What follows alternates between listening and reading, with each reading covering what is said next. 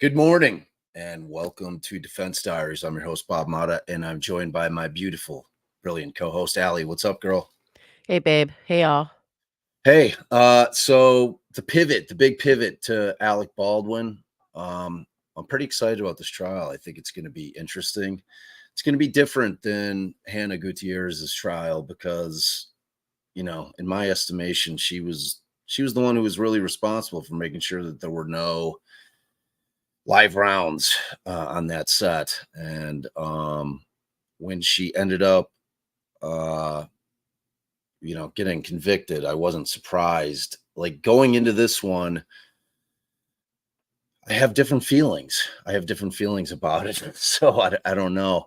But today, if you guys aren't aware, I think the trial's supposed to set to start on Wednesday. So today, I believe, is going to be a day of motion work. Motions in limine, I imagine, will be happening all day long. If you guys are with us all the time, you know that motions in limine are typically motions that are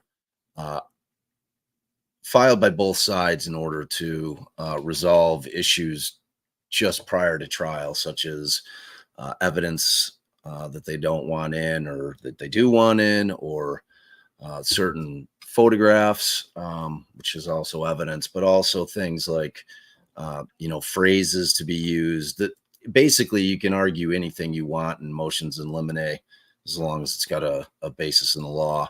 But this is typically where it goes down. And I think there's quite a bit of them. Somebody doesn't have his notifications shut off. Who? Oh, I thought I heard you. Oh, yeah. My phone was ringing. He says who, as if, like, I don't even know That what that wasn't a was. notification. That was a straight up phone call. Or his do not disturb on, I guess I should have said. All right. So are you trying to find it? Me? Yeah, I'm assuming. I mean, I tried to go through the court and see if I could figure it out. I actually still have the the Google Meet up asking to join, but I don't think I'm just going to shut it down because I think that's only for when you actually have All right, court. I'm gonna pull it up. Looks like I have to say I don't know enough about this case, but my initial instinct is I just don't see The reason that I had to make this motion is because in reviewing some of the trial, and I haven't been able to get through every bit of it that I want to on this subject, but it's constant issues with controlling the prosecution from doing things that are just straight and proper. And so I don't know what to do in that circumstance. I've never made a motion like this before, but it's objection. This witness doesn't know that. Objection. They don't know how to identify the picture. We have plenty of other witnesses. Sometimes it was no objection at all. Sometimes the prosecutor just called out from the prosecution table and started saying, I would request the witness read the entire transcript. He can't answer that. And then there's the questions, and we'll get to this in another mill, which is constantly, every single witness, they'd ask a question, what happened next? And where was Miss Hutchins during that? Where was Miss Hutchins? Oh, she was in the helicopter. And then they would go on, and they would ask another question about the chronology. And they say, well, where's Miss Hutchins? She's in the helicopter. And so, this is, it's misconduct. You can't do that. You can't do that as a prosecutor. You're not allowed to do that as a prosecutor. It's very serious to do that as a prosecutor. And so eventually the court at some point stopped Miss Morrissey from doing the coaching, speaking objections. And then Miss Morrissey began, every time her name was mentioned in a question, she began to stand up and say, well, I'm being talked about in this question. And she began interrupting the proceedings. So I didn't know how to address this. I don't know how to address this, even as I stand before Your Honor. But my request would be control the prosecutor. Relevance, objection, hearsay, and nothing else. And in the very rare circumstance when an issue rises to the level of extreme importance or constitutional imprint, a lawyer can approach. If there's something very complicated, a lawyer can approach. But otherwise, none of those tactics and devices should be used at this trial. We've come a long way to get here. The court has been very patient. All that we want is a fair trial. And for the rest of this, I would rely on my papers. Thank you. Response. That's unusual.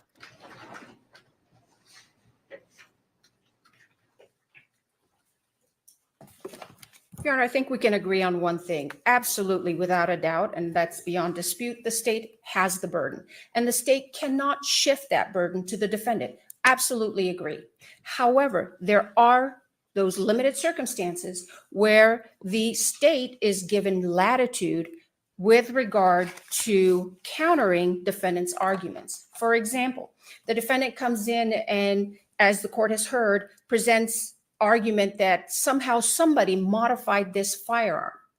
Where is that evidence? The state should be allowed, and has been allowed, and in fact, in State versus Aguayo, which is cited in the motion, 1992, New Mexico Court of Appeals 124, the courts have allowed the prosecution to argue that the defense didn't present witnesses to support their defense theory, but the state has the burden.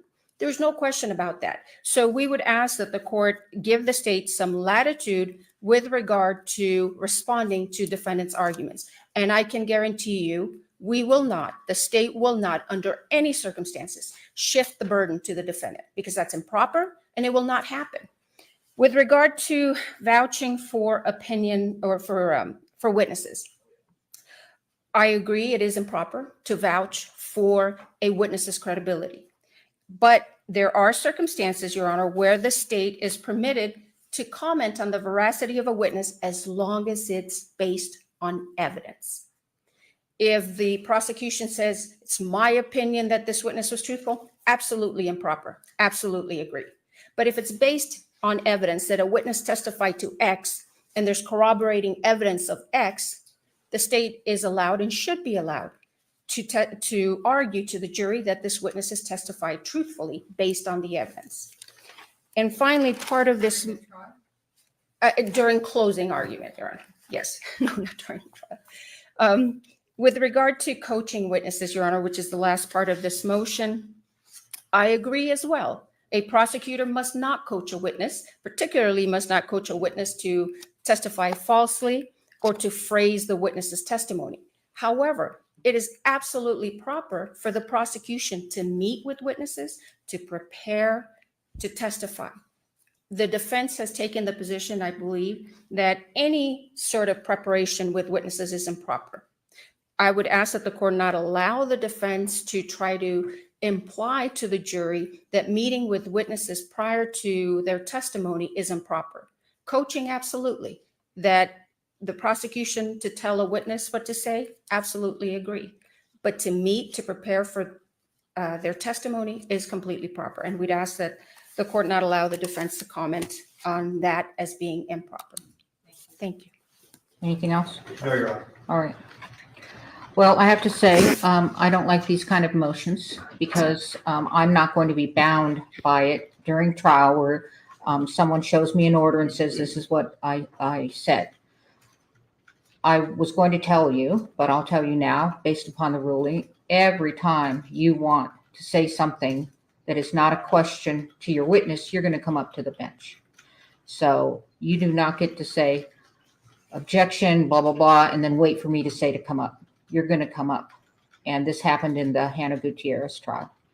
So. Yeah, I just point of clarification. I don't have any intention of coaching during the trial other than the rarest of circumstances. No. You have to come up to the bench and put on the record your objection. You don't get to do it from there. Okay, I have to internalize this. I never had a trial conducted that way, so I would ask to potentially address this issue. I mean, I don't think the defense or anything that I've done would necessitate changing the rules. At least I would ask that this is a court can do what they want with respect to objections, and this is what I'm going to rule. So I'm trying to the sides have been contentious with one another. I think that you all may not intend to, but you might want to try to get the jury to see what's wrong with that question and or make some argument to try to influence the jury. And if you're going to object, it's going to be up here, and you're going to put on the record what the objection is, and I'll make a ruling up here. And may I just approach for just Yes. a second? So I'm glad I saved my rebuttal because I do want to address this issue, Your Honor. What I would ask and urge the court, because I think that this system could disrupt the ability to cross-examine and disrupt the defense, It is not, as I think the court will acknowledge, it is true. The court has great discretion. I think that deciding that before the trial even begins is an extreme use of discretion, just genuinely. I know that issue happened at the prior trial. I'm asking and urging the court to give an opportunity, at least to the defense, to just simply say, and I think my suggestion works, right? It's just objection relevance. There's no other words coming out of my mouth ever during objections at a trial in front of the jury, and to allow us to have an opportunity to have what I would call a normal procedure. Because if every time there's any progress going on with a witness, they're standing up and they're making everybody come to the bench, they're disrupting the ability to cross-examine. They're disrupting the ability to put on our case. So what I would urge the court and ask the court to please do is to allow us, at least if after the first witness, even the court wants to revert to what they did later on in Hannah Gutierrez's retrial. But I can tell the court I've tried many, many cases. I've never had that issue before. I've never had that issue with one witness in one case. So I'm asking the court to at least give the parties a chance to do it. I also am very concerned about the time, schedule, and everything else. There are lots of objections that are just objection relevance. The court will rule. If the court needs to hear more, we come up. And I'm urging, almost begging the court to at least let us start that way. And then the court can, like this, and not hear from me further on this issue. Thank you. I'm not going to change my mind. I can see what I want to do is I want to start with you all getting the lay of the land. And I'm going to be in control of the courtroom. So this is what I'm going to do. I'm sorry that you haven't experienced this, because No one has. it can happen, and it does happen.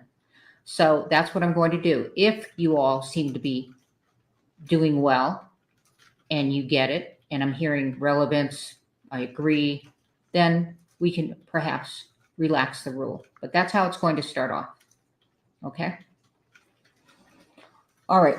So Maybe it'll be like Karen I Reed. don't know All they what say is hap- objection. It sounds like she basically doesn't even want objection. didn't really rule, except that I'm in control of the courtroom. All right. Thank you. That's my ruling. All right, I'm in next up control of the is courtroom. State's motion in limine 2 to exclude UNM hospital records of Ms. Hutchins' medical treatment. Your Honor, we have no present intention of admitting this exhibit. I don't think there's any grounds to exclude it based on redactions, but this case isn't about the medical issues of Ms. Hutchins, and we're going to address these issues in All right, in so another bill. what is the bottom line? You are no objection? No objection, Your Honor. All right, no objection. Let me just write this down.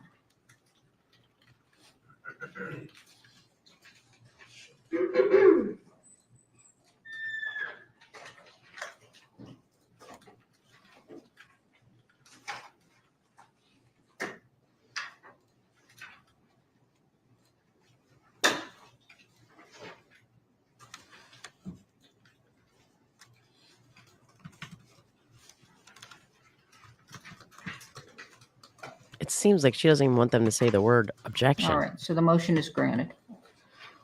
All right, defendant's motion limine number 2 to preclude inadmissible character and prior evidence and statements unrelated to the events of October 21, 2021.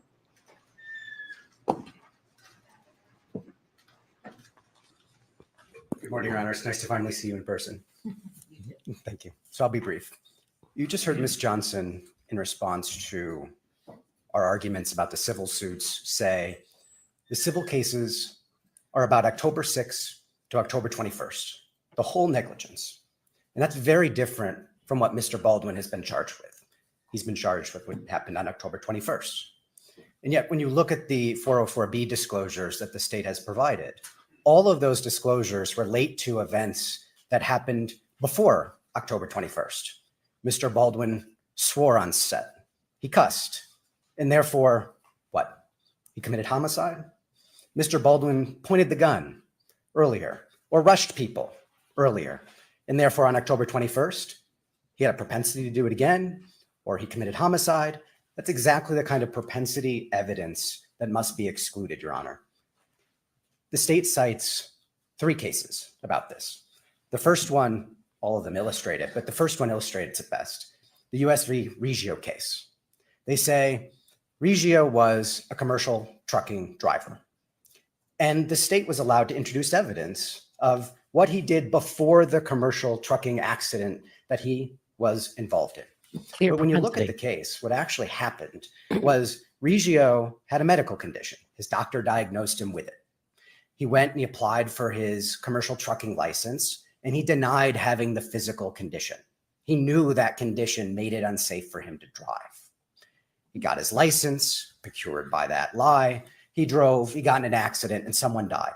And he was charged with involuntary manslaughter based on an unlawful act that he committed before. What was that unlawful act? He was driving knowing that he wasn't physically qualified. That was the predicate act. So the state said, we're going to admit evidence of that predicate act. He lied to get his commercial trucking license. And that's going to show, A, the predicate act. It's also going to show he knew it was dangerous for him to drive. And they were going to bring the doctor in there to say so. That's not at all what's happening here. Mr. Baldwin swearing on October 16th is not a predicate act. It's not a crime at all. Whether he checked the gun or not on October 16th, not a predicate act. That's And clear. so the propensity. cases that they cite, starting with Reggio, have nothing to do with how they're trying to use the evidence here. Now, it might be different if they said, look at Mr. Baldwin on October 16th. Look what happened. He was rushing people. He was pointing the gun. He was doing all these crazy things on set. And look what happened. There was an accident. Someone got hurt on the 16th. And he knew it was dangerous to do what he was doing, yet he continued to act on the 21st in the same way, knowing that harm happened before. That might be relevant, but that's not what happened here. No one was injured because he swore at someone on the 16th or threw a gun on the ground on the 16th. They're trying to use it to show propensity. Reckless before, reckless now. They cite two other cases, the Coughlin and Lambert cases. Coughlin, they say, the court allowed the government to introduce evidence of his prior athletic activities when he had submitted a victim's compensation claim after being injured at 9/11. The state says, see, look, prior activities, case now about a fraudulent claim, 9/11. But the fraudulent Completely claim different. charge against him was that he wasn't actually injured at 9/11 as severely as he said he was. Because look at, he's running around, he's an athlete. He's clearly not injured. So it had nothing to do with propensity, had nothing to do with he's a bad guy and therefore he committed fraud on the victim's compensation fund. It was directly relevant to it. Same with the Lambert case. It's a bank robbery case. The defendant was talking about robbing a bank before, planning the locations, plotting it out. And then lo and behold, not so long after, he robs a bank. He says, you can't do that. You can't admit character evidence. The court says, no, you were talking about robbing a bank. You were planning the location. That is directly linked to the fact that you did, according to the state. So all of the cases they cite have a very direct link. The evidence that they're trying to admit against Mr. Baldwin, it's all propensity. Mr. Baldwin's not a murderer on the 21st because he swore on the 16th. They're going to try to show that. That's highly improper. It should be excluded. Thank you, Your Honor.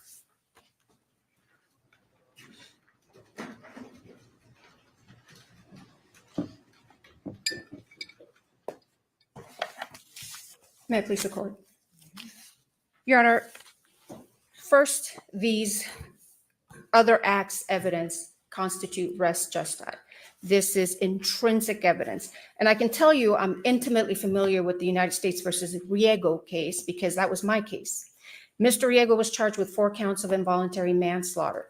And the court allowed the introduction of his prior medical records from about 2 years before the incident happened. So the traffic accident happened on September 7th, 2019. And Mr. Riego was driving on the interstate on a phone call with his wife. And then he unfortunately crashed into the victims and killed 4 people. The court allowed evidence of those medical records and allowed evidence of his application to get his commercial driver's license, where he indicated that there were no medical issues. And also the court noted in allowing this as res justi or intrinsic evidence, that this evidence goes to the defendant's reckless state of mind. So for involuntary manslaughter under the state statute, as the court knows, the state has to prove that the defendant acted without due caution and circumspection. And so we have to prove criminal negligence, that the defendant willfully disregarded the rights and safety of others. On the 21st. The uniform jury instruction and it's cited in the Henley opinion that the defendant should have known of the danger involved in his or her actions and continued to act. So intrinsic evidence is evidence that is directly connected or provides context to the jury of the charged offense, and it's connected to the factual circumstances. So what the defense wants is for the jury to be, for the state to only be allowed to introduce in a vacuum the moments leading up to October 21st, 2021, when the defendant shot Ms. Hutchins. However, intrinsic evidence allows the introduction of evidence that's inextricably intertwined with the acts that form the charged not. offense. You're just talking So about a I would prior act. respectfully submit, Your Honor, that this is the state has submitted this notice on June 17th as required, putting the defense on notice that these different videos show the defendant acting in a wanton and reckless manner. For example, Precisely there what are you can't 8 do. videos, and those are exhibits 61, 62, 63, 67, 68, 72, 74, and 76, where his finger is on the trigger when it shouldn't be. There are some videos, 7 videos that show the defendant sort of horse playing around with guns, exhibits 95, 111 to 115, and 65. Evidence of the defendant using the gun as a pointer, exhibits 91 and 58. These are inextricably intertwined with what he Absolutely did not. That on is October totally 21st, when he freaking pointed separate. that gun at Ms. Hutchins, cocked the hammer, and pulled the trigger. And so that prior evidence, those other acts evidence, basically put into context what happened on October 21st and established the recklessness mens rea. In the alternative, and there's another So issue, Your Honor. So the ridiculous, legally defense are speaking. going to be arguing to the jury, and we've seen the preview, that this gun was modified and that it didn't work. Again, as intrinsic evidence, these videos show on a number of occasions that this gun was working perfectly fine. It had no malfunctions. Every time the defendant fired it, he That could pulled be the trigger. different. There were no issues. So it is actually relevant to demonstrate that there were no issues with this gun. In the alternative, Your Honor, these other act evidence instances of the defendant's conduct are admissible under Rule 404B to show No, they're not. knowledge and to show lack of mistake. Knowledge in that the defendant was should have working. known on October 21st, when he was pointing that gun at Ms. Hutchins, that his conduct was wanton and reckless. And we prove that by the evidence of the other instances where he acted in a wanton and reckless manner as She's it relates literally to this gun. describing the exact thing And she so, cannot do. and it also shows that there's no mistake. The defense is going to argue, that I don't know. this gun just discharged on its own. I didn't do anything. This is not a mistake. Each time he had his finger on the trigger, previous occasions when he shouldn't have. And so I would respectfully submit that they are admissible as intrinsic, or in the alternative under 404B. Thank you. Any reply? Better come in hot, buddy. You've got so many ways to tear this apart. 2 points, Your Honor. legally. Number one, the state told you what it's going to do. It's going to try to show recklessness before and therefore recklessness on October 21st. That's propensity evidence. That is not what Reggio allows, not what Coughlin allows, not what Lambert allows. They cannot do that by showing what happened before is an indication of what happened after. There was no, as I said, aha moment connecting state of mind before to state of mind on the 21st. No accident happened. Reggio, the reason state of mind was inextricably linked was because he lied about his medical condition, knowing he couldn't drive. That's the proof. That was inextricable. It was a predicate act. None of these are. On top of that, most of the clips don't show Mr. Baldwin shooting. They show him swearing or putting a gun on the ground or taking a gun when he's lying on the ground and sort of accidentally pointing it. These issues are not what they're trying to show about the 21st. He's not shooting, showing a malfunctioning gun in most of them. They're trying to bring it all in, not to show what happened on the 21st, but to use it as reckless evidence of before and therefore after. She just told you that, Your Honor. I have nothing further. Now we're going to see if this judge knows her shit or not. You're going to see me looking at my laptop. That's because I took notes on these matters on my laptop. All right. the court rules and reasons. Evidence regarding defendant's handling or firing of the firearm or firearms firing during the filming of Rust are relevant in that they have any tendency to make a fact more probable, to wit that the firearm worked properly That I during the understand. filming and that defendant Baldwin was not handling the firearm safely. Mm. This goes to facts of consequence in this action. Applying the balancing test in which the court may exclude such relevant evidence if probative value is substantially outweighed by unfair prejudice, confusing the issues, etc. The court balancing test does not weigh in favor of defendant. However, any of the videos or any evidence or pictures which relate to Mr. Baldwin not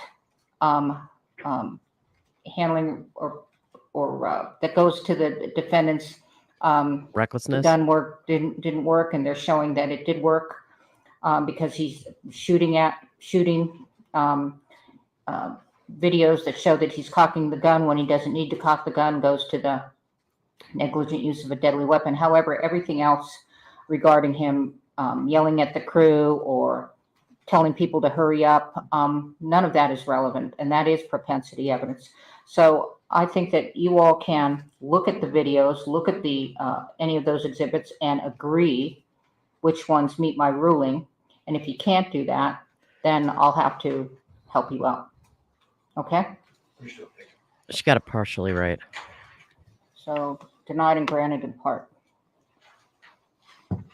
So in my opinion, she should have allowed anything that showed that the gun worked when he pulled the trigger, but not him just handling the weapon recklessly. I think that goes to straight propensity, the same All right, as state's motion in swearing. limine to exclude irrelevant evidence and witnesses.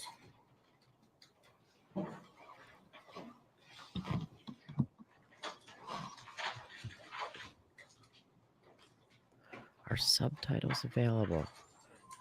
Let me figure that out. Hold on. Stand by. Let me know if you all need a bathroom break or anything. Otherwise, we're going to noon. Now you need a bathroom break. This is state's motion in limine 3, correct? Yes, it is. Okay. Your Honor, we filed this motion because we understand that the defense plans to call Robert Schilling. Mr. Schilling was a private investigator that was hired, who was hired by the prior prosecution team. When Ms. Morrissey took over the case, Ms. Morrissey terminated Mr. Schilling because he had done absolutely nothing on the case, essentially. So in response, Mr. Schilling sent an email to Ms. Morrissey and copied Mr. Bowles as well, and essentially criticized the law enforcement investigation and essentially said, I can't undo this disaster of whatever, I'm paraphrasing, of this investigation. So it was essentially a strong critique of the law enforcement investigation. I would respectfully submit that under United States versus McVeigh at 153 F 3rd 1166, page 1192, this type of evidence is inadmissible. Now, if there was, for example, evidence of what happened to the gun is going to be admitted. That's, the state does not dispute that or disagree with that.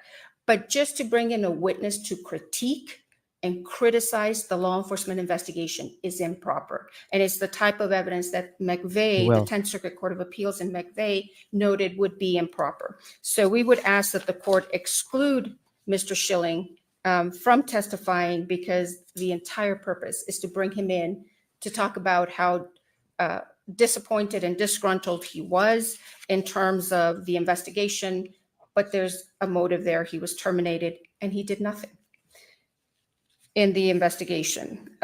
We're also asking the court exclude Sheriff Adan Mendoza from testifying. I believe the defense in one of its responses indicated that they don't plan to call Sheriff Mendoza, but in the event that they do, we'd ask that the court exclude him as irrelevant. There is nothing that Sheriff Mendoza did with regard to this substantively with regard to this investigation. He oversaw his deputies who were conducting the investigation, but he wasn't involved. And so to bring him in again It's just to set him up there to criticize the quality of the investigation. And we'd ask that his testimony be excluded as irrelevant. And I believe all he did was do some press conferences too. So I don't know if they're planning to inject that in front of the jury. And I would argue that that's irrelevant. And even if the court believes it's somehow relevant, it should be excluded under Rule 403 as more prejudicial than probative. The probative value is nil, essentially. There is another part of our motion, Your Honor. We're asking the court to exclude any argument or mention of the state's dismissal of the prior case against Mr. Baldwin. As the court knows, All right. Well, that's not on our end. So, relevant. Those there are we go. prosecutorial decisions that have no place before the jury. I would ask that the court exclude any argument or any presentation that the state did that. We also would ask the court to preclude the defense from making arguments that are aimed at garnering sympathy. For example, that Mr. Baldwin feels Agreed, remorseful is irrelevant. It doesn't go to any issue and it invites jury nullification. So that type of argument should be precluded. I believe they conceded on the biographical information because, as we heard during many motion hearings, that Mr. Bash was the former U.S. attorney for the Western District of Texas. That's irrelevant. Mr. Spiro was a former assistant DA. That's irrelevant. Just like my time as an attorney for the U.S. Department of Justice is irrelevant as well. Those should be excluded. And the last part of this motion has to do with arguing inappropriate legal standards to the jury. Again, I believe in one of the motion hearings, Mr. Bash argued that, or it was argued actually to Judge Ellington before the grand jury, that the only way that the state could prove this case is if they proved that the defendant knew that there was a live round in this firearm. That's improper argument of the law. That's not what the law is. And Or so, and I unreasonable. guess this is an issue that the court will have to take up as we proceed during trial, but just wanted to alert the court because there's been some argument in the past that the defense is trying to rewrite the law in this case, and that's improper. Let's see where she goes on Unless this, the court has because any questions. I think she needs to have some reason. He had some reason to believe that that was a potential risk, and unless the weapon, which I've heard wouldn't hurt anybody, would Your Honor, hurt just to someone go with a through quickly each of the issues because fake some of bullet. them are premature and I think we can push them off and probably won't raise issues. But to start with the testimony of Mr. Schilling signed the probable cause affidavit in this case. He was an investigator in this case, just like Detective Hancock and the others. And there hasn't been a criminal defense case in the history of criminal defense cases where the defense lawyer didn't stand up and say the government's investigation was biased or improperly motivated or incompetent. That is Hornbook law. Why didn't you follow down this lead? Why didn't you put the gloves on? Why did you turn the lapel video off then? Why didn't you turn it on? These are all issues that are central to cross-examination in a case to challenge bias, improper motive, or incompetence. We've cited dozens of cases to you, Your Honor, cases where this wasn't admitted and it was reversible error. Schilling is part of the investigation. He's relevant to bias, motivation, and competence. He should not be excluded, number one. With respect to Sheriff Mendoza, we don't presently intend to call him. It's premature, I think, to exclude him. To the extent we want to call him, circumstances come up where it's appropriate. We'll raise that with you, Your Honor, in advance. But as of right now, we don't presently intend to. So I'd ask that you hold off on ruling because it's premature. With respect to biographical information, we don't intend to present biographical information, Your Honor. Don't think that's an issue. With respect to the evidence of what Mr. Baldwin's subjective knowledge was, we don't intend to argue that we are the givers of the law. Your Honor will, of course, instruct the jury as to what the law is. We do intend to argue that Mr. Baldwin didn't have subjective knowledge of a substantial risk to Ms. Hutchins' life because there wasn't a live bullet. In his mind, he didn't think there was a live bullet in the gun. You'll instruct the jury what they do with that. But that's certainly something we should be able to argue as to his state of mind. I would We hope won't tell so. the jury instructions. We won't tell them what to do. You will, of course, do that, Your Honor. And so you should deny the motion with respect to that issue. We don't intend to raise that either, All Your right, Honor. thank you. And again, if it comes up where there's a circumstance where it's appropriate, we don't foresee that at all, Your Honor, then we'll raise that with you, but we certainly don't intend to raise that. And get garnering sympathy. Same thing, Your Honor. We don't intend to raise those issues. Okay, thank you. You're All right. So, babe, The you court know, rules Pause it. follows. Pause it. The court finds that Robert Schilling's testimony regarding the Santa Fe County Sheriff's I can't. I tried putting the captions up. I don't know if they're just not captioning it or because I Yeah, have it. someone else So- put a comment in there that they didn't think there was a caption. Yeah, I don't think they're captioning it. So what have I missed? Sorry. Well, let us hear this ruling and then I'll let you know. Okay. And I just was telling you, this is the same judge that sat on the Hannah Gutierrez, the armorer's trial. Yeah, she made a mention of that. So she said she doesn't even want them to object from the bench. I mean, from their tables. What the hell? How do they signal that they want to that they want to object and approach if they can't say objection? Is that what she Yeah. meant? Like you can't even say objection, or it's like Karen Reed, you say objection and then you approach. Do you know? I don't know. Oh, you didn't watch it. She didn't do. I did, but she Oh. didn't do that in that trial. I think. She said she did it on the retrial. Yeah. Well, she's doing. Like I think she gave them 5 days to complete this trial. If I heard correctly, 3 for the state, 2 for the defense. Like she's given it like after that first trial dragged on. Like I think she's really trying to streamline this one. So all right, let's see what the ruling is. office investigation as to what he saw and learned during the investigation is relevant. The state will present evidence of its investigation and how Mr. Baldwin came to be charged as a defendant for involuntary manslaughter. Mr. Schilling's testimony addresses that part of the state's presentation of evidence at the trial, and the investigation is of consequence in determining the charges against Mr. Baldwin. The probative value of his testimony is not substantially outweighed by a danger of unfair prejudice. I Flag will it, babe. reserve on Just leave it over Sheriff there. Mendoza. We're done. Nole prosequi is stipulated to that it will be not introduced. The garnering sympathy is stipulated to that it will not be introduced. And I'm not going to, certainly you all can describe an opening statement what you think the facts are intended to show. And I think that you can describe what Mr. Baldwin's state of mind was without going into the elements. Okay, so it's granted and denied in part. And you guys, All right, Bob and I next are up. going to do a separate live for Karen Reed. We've got to read the motion, and then This is we'll be state's coming at you. motion limiting number 3. Defendant Alec Baldwin's motion in limine to preclude argument, testimony, and evidence relating to Baldwin's role as a producer. Wait, was it Defense motion? Yes, Okay, sorry. defense motion? did we? Yeah, I just did yours. Now it's theirs.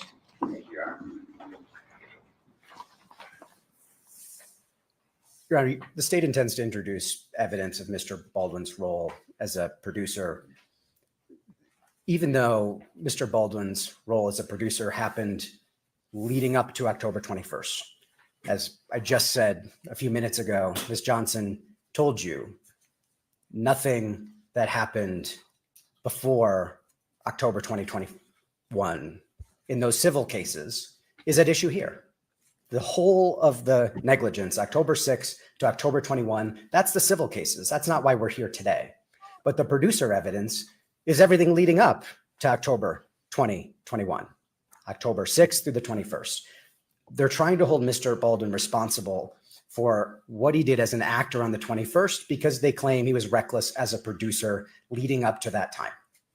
That's a theory of vicarious liability in the criminal law that is not recognized. It's also far more prejudicial than it is probative because the jury's going to hear about what a producer does. They're going to hear about the producer being the boss, the buck stops with him, etc.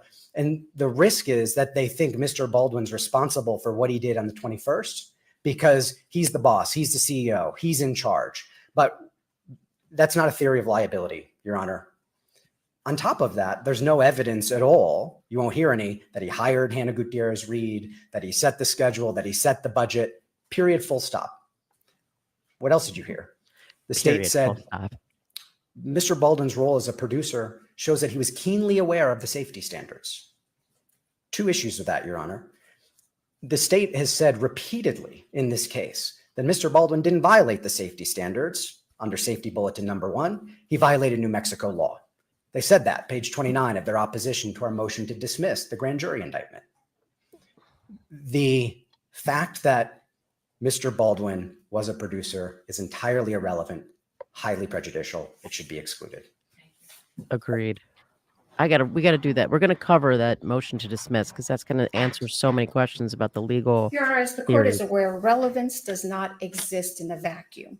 So the evidence Talking that the about a defendant was a producer is relevant to demonstrate to the jury that as a producer, he is aware of his safety obligations, the safety duties, and there will be evidence of the bulletin number 1, which sets out movie set safety rules and how Mr. Baldwin indeed violated those.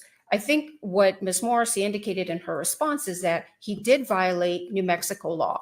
But to demonstrate that the defendant's conduct was reckless on set, the state is also going to introduce evidence that he violated these set safety rules that are in place for actors and producers to follow. The arguments of defense, they go to the weight and not to the admissibility. They can cross-examine the witnesses because many state witnesses are going to testify that the defendant was the boss on set. And Your Honor, with regard to what this is relevant to, it's relevant to his recklessness because we have to establish, again, it's not just in a vacuum, that the defendant's conduct on this set was reckless, and therefore on October 21st, he should have been aware that his conduct of pointing a firearm at another human being, cocking that hammer and pulling that trigger is reckless conduct. And so I think that both sides quoted the producer agreement. There are no limitations to this producer agreement. And it goes to the issue of the defendant's reckless state of mind. And Your Honor, I just wanted to briefly address something that I think was relevant to the. Tell me what the safety bulletin says that the producer, you're referring to bulletin number 1. What are you relying on? Well, there are a number of requirements as it relates to firearms. And That the actor and producers are responsible for the safety of others on set, for the safety of themselves and of others on set, that they are to treat a firearm as though it's always loaded. Do not point a firearm at another person. That is also, it's for both, Your Honor. These are set safety rules. But what about, so you're not even relying on that? We are, Your Honor. In your response, you said that you weren't talking about the SAE guidelines. You were talking about New Mexico law. Well, Your Honor, I think that these are two different issues that are being conflated. So Mr. Baldwin is charged with involuntary manslaughter under New Mexico law. And how do we prove that? We prove that by demonstrating his conduct was civil. not just on October 21st, but in the days leading up, that by violating these on-set movie set rules, that his conduct was reckless. Because it's not recklessness in a vacuum from You're talking about As the a gun. producer, or as Okay. an actor? Wait, So- shh, pause it then, because the Tell judge me has what rewinded a You second, think he did wrong as a producer? or in a then say vacuum what you're from- going to say. The gun. Oh, wait. Okay. So tell me what you think he did wrong as a producer. So not just about the gun, Your Honor. So there are two, and that's why I wanted to address there. There are two components here. So we have his conduct as it relates to the gun, but then his conduct as it relates to, for example, rushing the armorer to reload that gun. That goes to demonstrate his recklessness. There's no regard for the safety of other people. When you're rushing the armorer to reload this firearm, mistakes can happen. And so with regard to his producer role, there is evidence that will be presented that Mr. Baldwin, as a producer, should be aware of all of the safety regulations. So I did have trouble wrapping my head around this, as you can tell. Okay. Yeah, I me too. So the jury's going to hear this and they're going to go, Well, Mr. Baldwin was the actor that was rushing, but he was also being a producer at the same time. It goes to Your Honor, because it goes to the recklessness. So he is a producer, and his contract states he's also the leading actor. So he's got a dual role, and with both roles, he fails in maintaining the safety of other people. See, what the defense is trying to do is just basically pigeonhole Mr. Baldwin as just an actor who relies on everybody else, and he relied on this armor to not give him a gun with a live bullet. But his role as a producer requires him, there are more duties imposed on him as a producer. And those duties include, and there's expert testimony that will be presented, that his duties as a producer, well, I understand, Your Honor, but if the court allows the expert testimony, the state will present evidence that the defendant had not just his role as an actor, but as a producer, it's heightened in the sense that he is supposed to be aware of the regulations, of the safety. And that's the most important thing. I'm just having trouble with this. Okay, I don't understand how you're going to say as a producer, he shouldn't have, as an actor and a producer, he shouldn't have rushed, he shouldn't have said, quick, move. Well, but so as an actor, of course, he shouldn't have done that. But also as a producer, Your Honor, he is the boss. And as the boss, he is responsible for the safety of other people. So it goes to his state of mind, his willfulness, that he essentially, as the boss, failed the people who worked around him. And it gives him the power to control the safety. So as the producer, he has the power to control safety on set. And there was a tremendous lack of safety on this set. And so as the boss, What he's world am I emboldened to do living whatever in? he wants to do. So this goes to the willfulness that the state has to prove.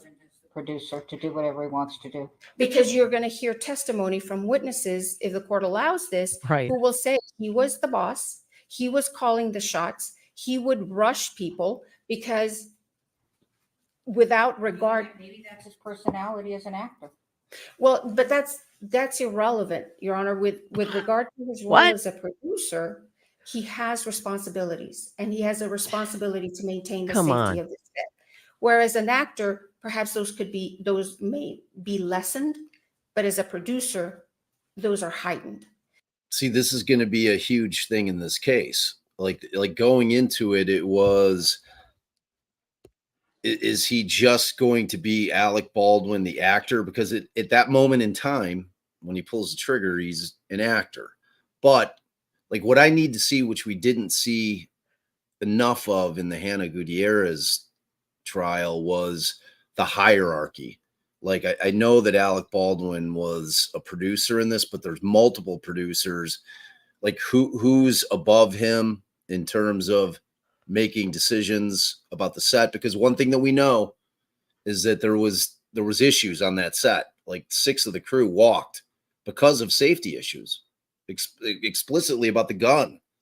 Like Explicitly people about walked. the gun? Yes, 6 people What walked. was going on? I don't understand. Well, we'll get to all that, but but this is going to be like, this is their whole case, because if it's him essentially keeping Hannah Gutierrez on, knowing that she was for shit as an armorer, Well, that's different. that's different. But But that's vicarious liability. I don't understand how you're getting that into a criminal court. I said with this too. Did you know she brought a live bullet before? I mean, how much could she screw up? I don't know. If you don't bring a live bullet onto the scene, what could go wrong with the gun? I think I'm missing something with that, because especially if you're saying like 6 people walked because of gun safety, then there is clearly something I'm missing, because my understanding is whatever they use to make the pop sound, if it were to Blanks or blanks. Okay, so that if you Not if you live point a gun with a blank in it at a human being and you pull the trigger, they won't even be injured at all. There is zero physical thing that comes out that could touch them even to be uncomfortable. And if that's the case, why would people be so worried about gun safety? So I think I'm missing something on that, or maybe it's just like a thing where they're like, even though we all know the gun, there's no live sets, no live rounds on set that But there were. That's the problem. So the question becomes, does Alec Baldwin have a duty as the actor in the scene to absolutely not, that right? he's got a gun in his hand? You know, I No mean, way. if you talk to like a gun owner and people that are adamant about gun safety, anytime you have a weapon in your hand and anytime you're going to be pointing it at another person, does he have a responsibility to have the knowledge base to know by looking at the rounds that are loaded into the weapon whether or not they're live or they're dummies? You know what I Right. mean? It's like I started laughing because I remember the time that the judge screamed at you for pointing why you a got to bring gun that that shit up. came out of evidence, came from, it clearly didn't have anything in it. You didn't want to point it in the direction of the jury. And I forget where you pointed it, but the judge had a mental breakdown about it. And I was Yeah. like, all right, are we concerned that somehow Yeah, I'm not a there's gun guy. Like I don't know the rules, but it was clearly not loaded. But yeah, like right? he did lose his shit. All right, let's see. Let's continue this argument.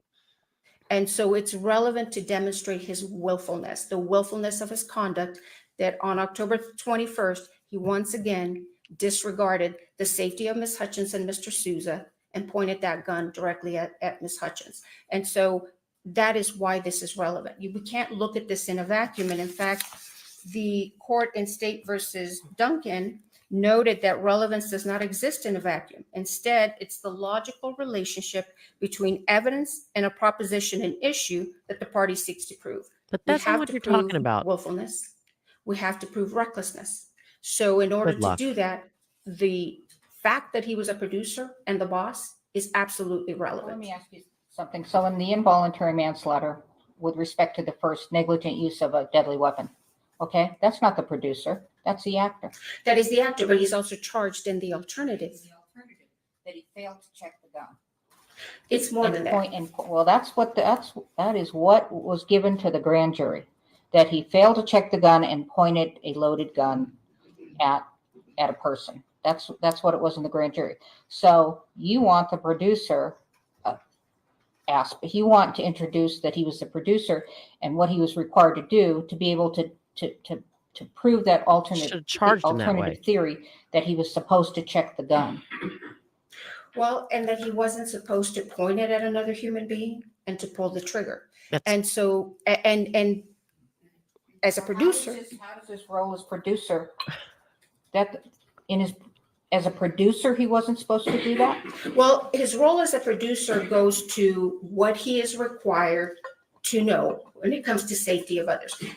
He has a responsibility to ensure the safety of other people. So it goes to the issue of his willfulness, that on October 21st, when he points that gun at Ms. Hutchins, he Willful. should know that as a producer, he's responsible for her safety, because that is one of the things that producers are responsible for, safety on set.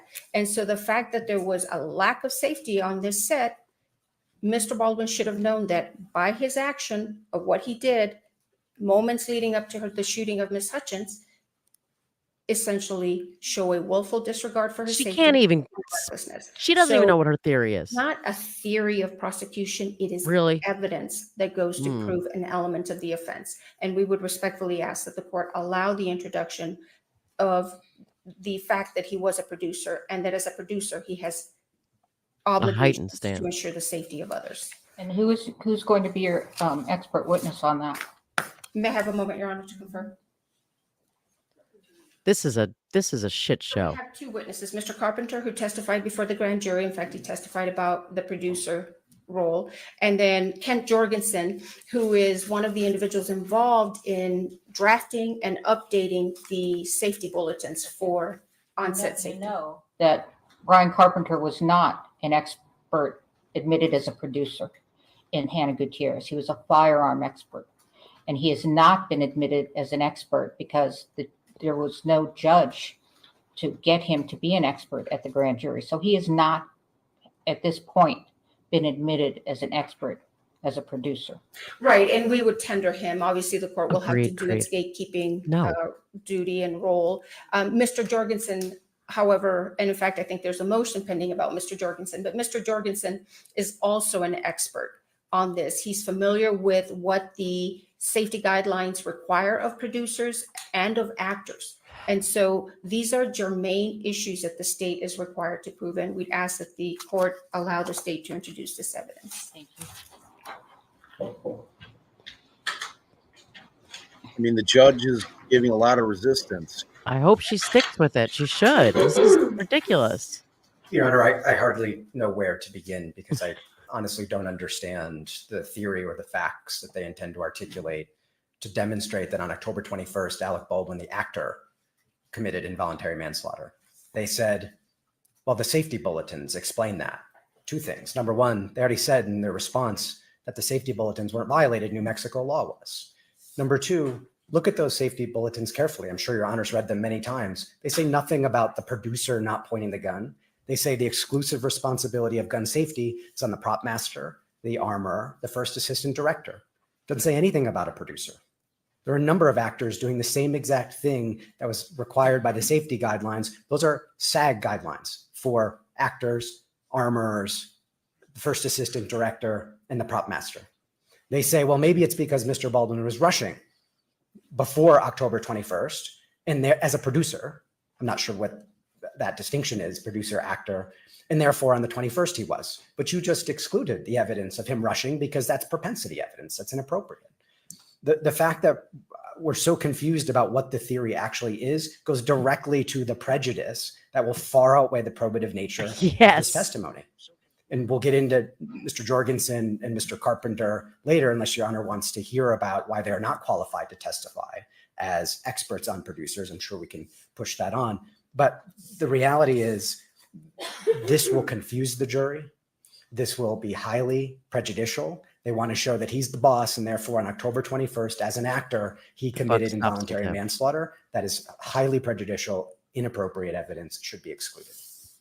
All right, so what I think is more appropriate is I'm going to revisit this, make my ruling, no more argument on it. But I think that we should do the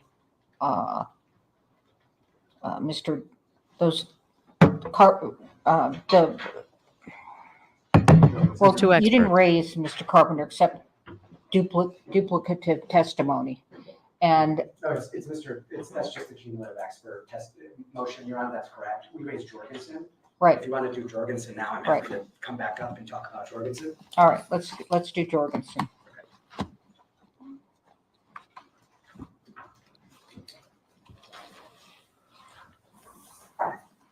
Now, the state intends to offer Mr. Jorgensen on two issues. One is the role of a producer in managing the safety of the set. And the second is the safety bulletins that govern actors on movie sets. Mr. Jorgensen should be excluded. First things first, on the evidence of producer, his opinions on producer. Mr. Jorgensen has never been a producer in his life. He was a camera grip back 25, 30 years ago, never been a producer. We asked him, what is the basis for your testimony as to what producers do, know, what their obligations are on a movie set? He said, well, it's because I get to sit at the kids' table, these are his words, and listen to the adults talking. Your Honor, this is not the kids' table. This is the adults' table. Mr. Jorgensen has absolutely no expertise, and sitting at the kids' table doesn't allow him to sit over there and give testimony about what it is a producer is required to do on a movie set in a criminal trial on involuntary manslaughter.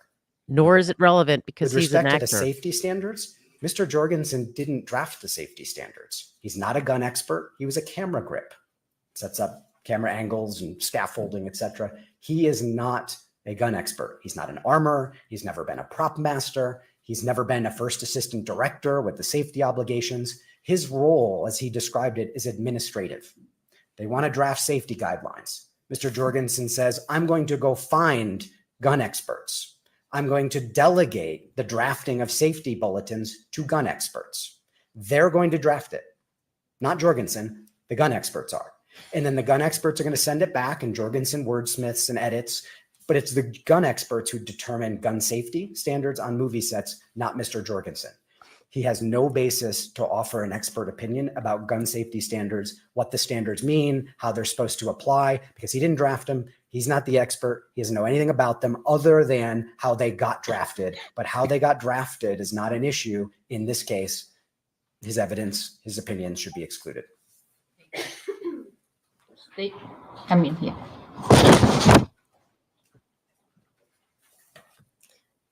Your Honor, Mr. Jorgenson teaches producers about their responsibilities with regard to set safety. He's going to take the witness stand. He can outline his experience, the position that he holds that allows him, that puts him in the position where he teaches producers about set safety. So I want to be clear. I am not calling Mr. Jorgenson so that he can come and just generally talk about this is what a producer does. I am calling Mr. Jorgenson to come in and talk about the producer's responsibility with regard to set safety. And Mr. Jorgenson is acutely familiar with this because he actually teaches producers what their responsibilities are and how they can have a safe set and avoid getting sued for killing someone. So we've got that as the first issue. Mr. Jorgenson is indeed one of the people who drafts the safety bulletins.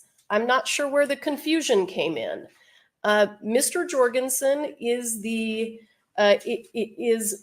chairman of the, it's on the tip of my tongue, the industry-wide labor relations. It's on my computer. My apologies. So in that role, what Mr. Jorgenson does is, here's how it works. Representatives from all of the different film unions come together.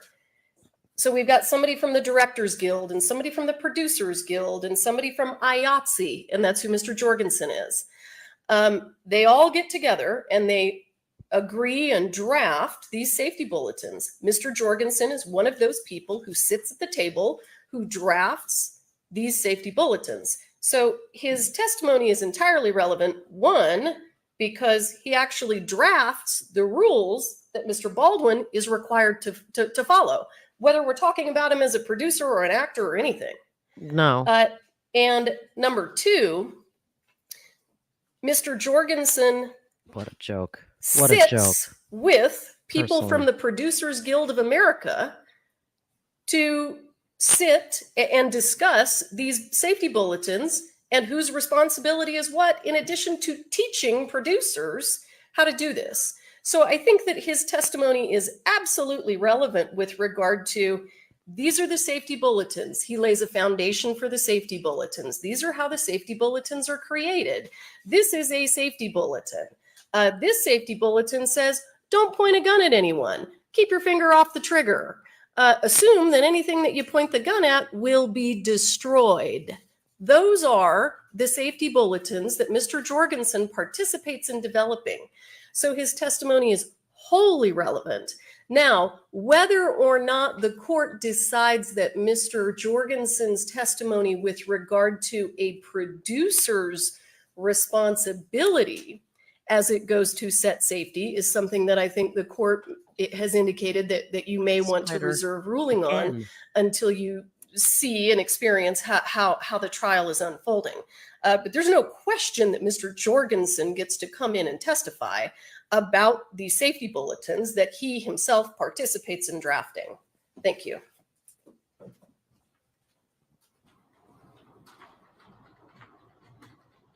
Just a few points, Your Honor.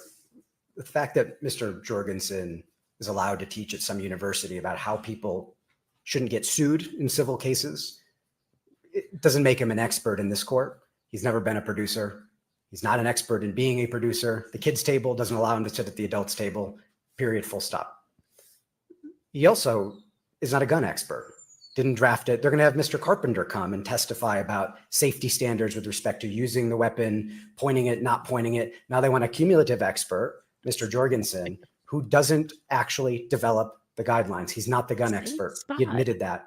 He doesn't develop the standards. He said, I hire gun experts to draft those standards. You're muted. They're going to have two experts, one of whom clearly not qualified on Want me gun to come safety, tell the spider? Mr. Jorgensen, got it. testify, and then put Carpenter in too. This is a afternoon, a day of testimony of cross. We already have a short schedule, Your Honor. You should limit this testimony. He's not qualified to give opinions on these issues.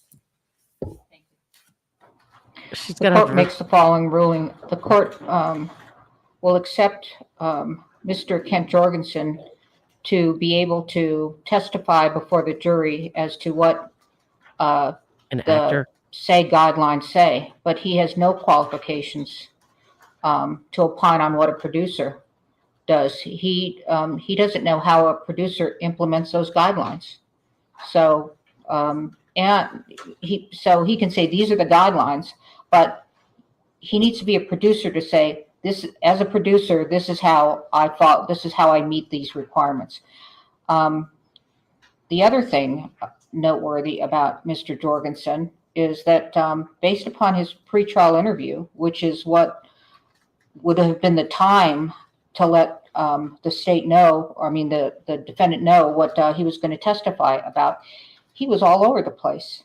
And basically, he was like, well, I relied on Ross. I didn't talk to anybody. So yes, he will have hypotheticals about, and he may maybe sit over there in the gallery while he's and listen so that he can opine. But I think that interview indicated on top of it that my finding that he's not qualified to know what a producer does. So he can testify about the SAG guidelines, but he cannot opine on whether what Mr. Baldwin did as a producer. I was hoping she was going to exclude the good or bad. producer angle altogether. All right. I'm going to revisit the producer. I'm going to make the following finding. I'm having real difficulty with the state's position that they want to show that as a producer, he didn't follow guidelines, and therefore, as an actor, Mr. Baldwin did all these things wrong, resulting in the death of Helena Hutchins, because as a producer, he allowed this all to happen. I think that when you look at the relevancy, I think that one of the reasons why I think I'm having a hard time wrapping my hand around it, to be able to say, Mr. Baldwin, because he was a producer and he was the boss, although there are more than one producer, Your point. and he couldn't do anything without looking at those contracts. He couldn't do a thing without running it by, including hiring somebody, without running it by whatever that entity is in the contract. There's But, your hierarchy, babe. Yeah. I do not believe that it has any tendency to make more probable than it would be without the fact that Mr. Baldwin individually as an actor committed involuntary manslaughter through negligent use of a deadly weapon and the alternative theory. The probative value is not substantially outweighed by unfair prejudice and certainly confusion of issues to the jury. So I'm denying evidence of his status as a producer. Sweet. That's All right. huge. That's Shall huge. we continue? Yeah, that was a big ruling. I mean, she's essentially All right. telling So you we're going to, to pick a lane. you know? Right. Pick a lane. You don't get to drive Are down. you charging him with negligent hiring? Are you which is civil, right? right? I don't even know what the legal criminal theory is when she's talking about him as a producer, that he, to me, at the end of the day, all those SAG guidelines and all the safety rules, that's lawyer bullshit. Or also to just make people on set feel safe. So you're not having someone who could be triggered by a gun pointed at them, even though it doesn't have a live round, but it doesn't make it any more reasonable for him to have reason to believe that pointing that gun and actually pulling the trigger would cause any harm, just because there's a rule against pointing the gun and pointing the gun and pulling the trigger. Now, if she had ever had a live round on set, if there had in the entire history of that show, there'd been like, oh my Lord, we found a live round on set. Right. We'd be So he has talking about, knowledge. Right. right. We'd be Prior talking knowledge. about a completely different situation. And I agree with what Dizzy's saying. As a producer, he has ultimate responsibility for safety, but that is not criminal. That is civil. That is sue him civilly for that. That Right. doesn't make him have any reason to believe if he was the worst producer in the world and he ignored. But like I said, I don't know why 6 people left because of gun safety, and that's something that I'm gonna have to look into before I keep like Well, the shouting my question is, position from the rooftop. But as a producer, how can he ever, like, how can they ever prove up actus reus? Like the act itself, the act itself is what is at right, issue. is pulling the trigger. Right. Has nothing to So, do like, with as a his. producer, like that, you guys have to remember they have to prove each and every element of the crime. And I asked Dizzy, I'm going to pull up when we get a little break in the argument. I'm going to pull up the jury instructions for Hannah's case so we can look at the involuntary to see what the state is going to need to prove here with him. And it's a different argument. It's a completely different argument from Armorer to Baldwin. And, you know, like when I was watching Hannah's trial, I'm like, man, I don't see how they're going to make the case against Baldwin here, you know, because it, like, the chilling effect on actors, like, moving forward is going to be massive depending on what happens in this trial. And look, I mean, if it keeps people alive, it's a good thing, Well, right? I just mean, like, just if the it the up sheer the fact game, that this is going to trial is gonna make people be more, but it seems like such like I don't know what happened at the Gutierrez trial. Like well, what she was how found the guilty. hell I know that part, but how the hell she just accidentally brought a live round? Like, they were introducing shit that, you know, like, she had blow on the set and she had Right. she told somebody else to take the blow, and like they were trying to say that she was hammered or stoned or, you know, Right. somehow messed up the night before, and that she accidentally loaded a live round in her packaging of, like, 'cause she had her bullets all set up. They were all supposed to be dummies. You know, it's like I was sitting there during that trial, and as somebody who knows little to nothing about, you know, guns or ammunition, I would never know. I would never independently know if I was But an addict. isn't she supposed to be the one Yes, bringing them?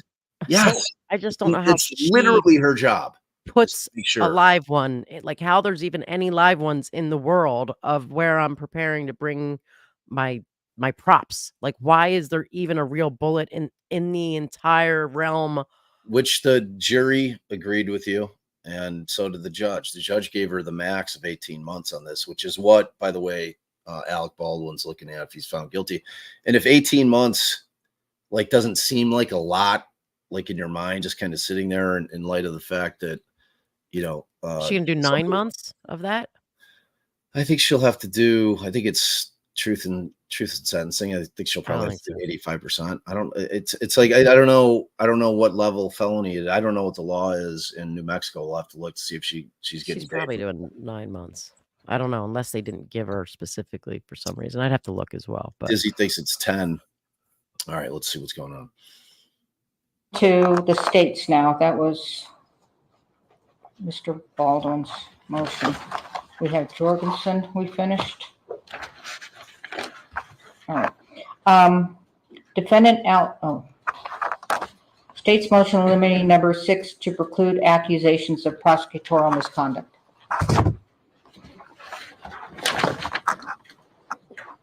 this is interesting.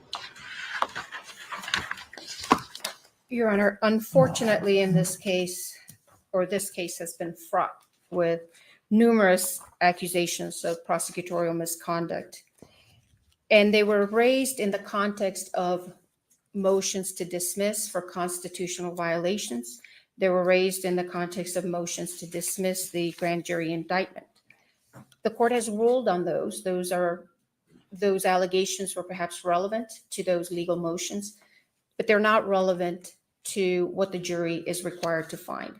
So I would respectfully submit, Your Honor, that the court preclude the defense from making arguments to the jury about And that would be the main issue I would submit to the court, that the defense would be introducing this. And I noted on page 4 of the motion the allegations, for example, that obviously the jury's going to hear about the accidental discharge test that resulted in the damage to 2 internal components of that firearm. But to argue to the jury that that resulted in a constitutional violation to the defendant's rights is improper. The court has ruled on that motion. There have been numerous allegations of discovery violations and disclosures, and that they were designed to prevent the defendant from receiving a fair trial. Again, those are legal issues that the court is going to be deciding and has decided, and have no place before the jury. That the prosecution conspired with law enforcement to intentionally damage this firearm, again, that went to the Trombetta motion that the court has already ruled on. There's another issue that there was a meeting you heard about in the motion hearing, that Mr. Lucian Hague, had a virtual meeting with Mr. Ziegler from the FBI, where counsel were present. And during that meeting, he asked Mr. Ziegler how he conducted the accidental discharge test. Now, while that is a proper area of inquiry for cross-examination, any implication that that was improper or unethical should be precluded, because under Rule 703, experts can confer with other experts in forming their final opinion. And there's nothing wrong with that. And so I had to bring this motion to the court, Your Honor, because I am concerned that there will be, throughout this trial, numerous allegations that the state has engaged in misconduct and in trying to deprive the defendant of his right to a fair trial. And those have no place before the jury. And we'd ask that the court preclude that.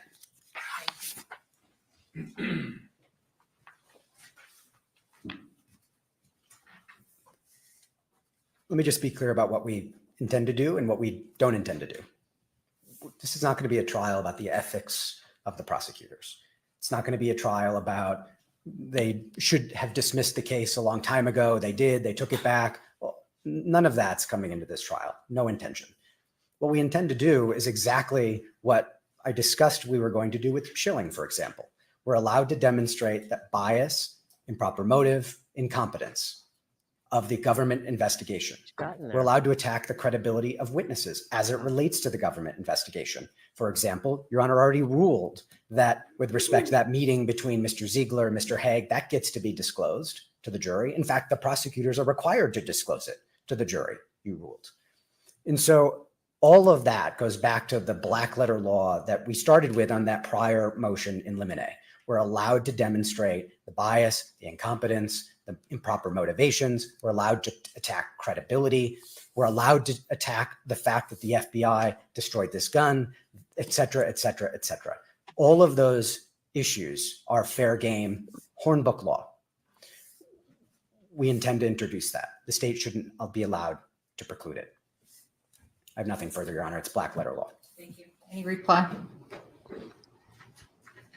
Just briefly, Your Honor, I think we may be in agreement. What the reason for this motion was essentially to preclude the defense from essentially making personal attacks and allegations of prosecutorial misconduct. We agree, and we will present evidence about the Ziegler-Hague virtual meeting, about the gun. But we just ask, given the contentious nature of this case so far, that we focus on the evidence and not on allegations, personal allegations and attacks during this trial. All right, thank you. The court rules and reasons. The court agrees that the prosecutor's misconduct as alleged by the defendant in his pretrial motions may not be brought out at trial. The misconduct is not relevant evidence, and even if it were, its probative value is substantially outweighed by the danger of unfair prejudice and confusing the issues. However, to the extent that the defense may elicit evidence about the Santa Fe County's investigation, the FBI testing, the Hague's 3 reports, and his meeting with Ziegler, this evidence is relevant as it makes a fact more or less probable, and the fact is of consequence in the action. And weighing it, the probative value of the evidence is substantially outweighed by danger of unfair prejudice, etc. All right. All right. So that seemed right. Thank That you. basically was what the defense Now said they were going to doing. go- Yeah. Let me just back up and do these 2 that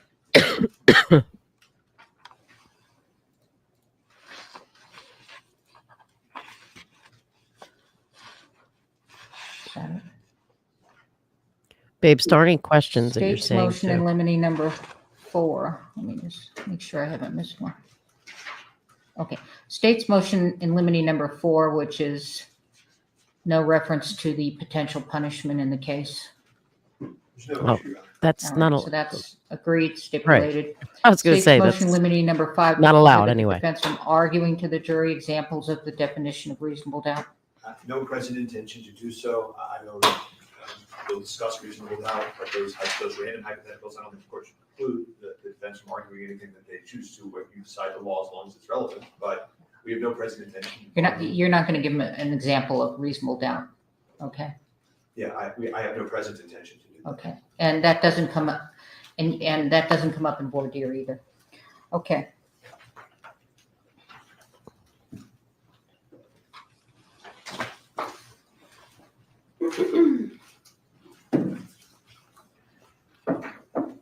All right, where are we? We've got defendant's motion in limine number 4 to preclude improper expert testimony from lay witnesses.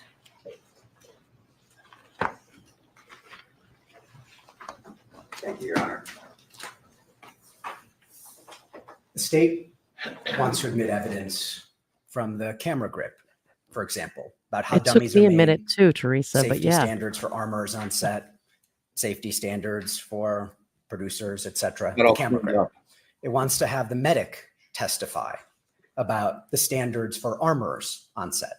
This is improper opinion testimony that can only be given by an expert, not by a lay witness. The state cites the State versus Vargas case, Your Honor. They say it's a two-part test. Part number 1 is, can the lay witness testify about it based on personal observation? Part number 2, can the lay witness rationally connect their personal observation to the opinion testimony? They say they can, because the medic has been on movie sets, it's personal observation. What the state overlooks is that before Vargas states that two-part test, it actually addresses a third one. That's the third prong of Rule 701, which says a lay witness cannot give testimony if it's within scientific, technical, or specialized knowledge. So Vargas says, testifying about movie standards, safety standards, armor standards, how dummies are made, the things that the camera grip and the medic, they want them to testify about, are within the specialized knowledge of someone on a movie set. As Vargas put it, it has to be only within the common experience and knowledge of a lay person. Now, how do we know that that testimony is not within the common experience and knowledge of a lay person? Because the state says so in its other motions. And I brought my notes up here so I can get the language exactly right. In one of its in limine motions, with respect to the cumulative expert testimony, that's motion in limine number 8, here's what the state says. Many people, like many jurors, are not at all familiar with safety protocols on movie sets. And many of the state's experts are being called to educate the jury with regard to safe practices in movie sets. On the Jorgenson motion that we just went over, Your Honor, let me read from that one too. Safety bulletins and protocols on the use and handling of firearms on a movie set, as well as movie production requirements to ensure a safe working environment, are not within the average layperson's knowledge. They try to admit Mr. Carpenter's testimony on that too. They say this is specialized knowledge, expert testimony. They try to get experts in on it, but then they try to say it's just lay opinion testimony that the medic can offer, the camera grip can offer. They cannot have it both ways, Your Honor. And in fact, Vargas reversed a conviction when the court allowed that evidence. That was a police detective who was allowed to testify about his experience with a stun gun, how it was used, how it was made, etc. And the court allowed that at the trial level. The defendant said that's lay opinion testimony. That doesn't satisfy that third prong. It has to be tested under Rule 702. The appellate court said, you're right, reverse conviction. That was an expert testifying because the average and common experience is not that of a detective. And so it had to go through the gateway of 702. The state has not offered, has not disclosed Ms. Schaefer, Mr. Looper, or any of the other witnesses on this set as expert witnesses. They never made that expert disclosure.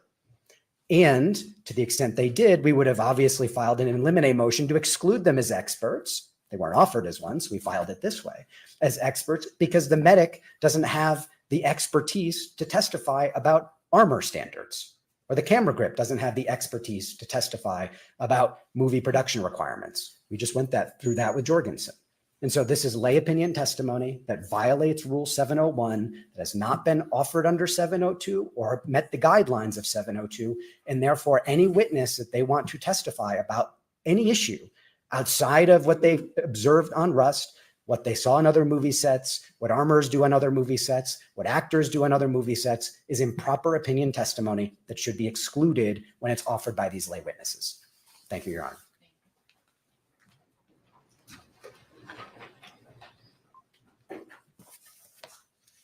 If I were the defense, I'd want this testimony excluded also. And let me tell you why it's relevant. Mr. Baldwin, part of his defense, and he's made these statements repeatedly, is I had no reason to think that Hannah Gutierrez wasn't a good armorer. I had no reason to think there was a problem here. This is what he says. He called Jason Bowles' office himself and said, I never had a problem with your client. I never had a reason to think that she wasn't a stellar professional. Well, Judge, you're actually in a unique position because you sat through the Gutierrez trial and you saw and heard the other people, the other crew members who worked on that set come in and say, we knew immediately this lady wasn't following the proper safety protocols. How do we know that? Because Ross Audiego has worked on 60 to 100 films and TV shows. Same thing with Lane Looper. Same thing with Sherilyn Schaefer. She's the set medic. She's paying attention to what's going on with regard to safety. These are not people who are being called as experts to come in and talk about set safety. These are people who are going to come in and say, we had safety concerns on this movie set because we knew from our experience, and by the way, this gentleman was the most experienced person on set, Mr. Baldwin. So if these other folks who had slightly less experience than him had concerns about whether or not Ms. Gutierrez was doing her job properly, this is the way that the state gets to combat the defense of there was absolutely nothing wrong with her. She was an amazing, stellar professional. This court knows that is absolutely untrue. So it is perfectly appropriate for lay witnesses to come in and say, Vicarious I've been liability working on again? movie sets for the last 15 years or 20 years, or in Mr. Baldwin's case, 40 years. And I know exactly how these safety protocols work. And here's what makes it a little bit unique on a movie set is that the safety protocols that take place between the armorer and the actor and the first assistant director is this thing that happens out in the open where the armorer says to all of the crew members, all of these people who are going to come in and testify, hey, does anybody want to see the rounds? Does anybody want to come and see me load the gun? Because you're the people who are standing potentially in the way. So all of these crew members actually get to participate in the safety check. I don't like even her though he's a dolly personality. grip, as though there's something wrong with being a dolly grip. Even though someone is a first assistant cameraman or a boom operator, they actually get to participate in that safety check because it is their lives that are at risk. So each and every one of these people should absolutely be able to come in and say, I noticed asking that the judge. Hannah Gutierrez wasn't doing her job because Mr. Baldwin has told everyone Hannah Gutierrez was a stellar professional. We're not asking them for a bunch of technical knowledge. Absolutely, I will tell the court, I am not asking any of these witnesses to come in and talk about the difference between dummy rounds and blank rounds. Absolutely not. These witnesses are coming in to talk about, in part, their safety She is better concerns than Mally. as it related to Mr. Baldwin's conduct and the conduct of Hannah Gutierrez. And we can't really separate those two out because Mr. Baldwin's defense is she was really good. I would also point the court to, this is Farner versus, I don't know if I'm going to pronounce this correctly, Pakar. This is a federal case, 562 Fed 2nd 518. The admission of the lay witness's opinion that the Pakar suspension system was improperly designed due to its failure to incorporate the safety chains was affirmed by the Court of Appeals. Much like the federal courts have allowed lay opinion testimony based on the witness's particular knowledge gained from their employment experiences, keeping in mind this is their workplace, so too should this court. There's a case right on point. Thank you. Oh, he jumped up. He's like, I'm ready to go. Few issues, Your Honor. I'll talk about the cases first, and we'll go back to what Ms. Morrissey said she's going to try to use these witnesses for, and that's expert testimony. The Farner case, it's a design defect case. Farner was driving a truck. The truck suspension failed. There's an accident. Someone died. His widow, he did, and the person in the passenger seat. His widow sued the company that built the truck. She got a person who had driven, his name was Curtis, driven the same exact truck before. Not the same one in the accident, but the same exact make, model, etc. And he said, I drove that same truck.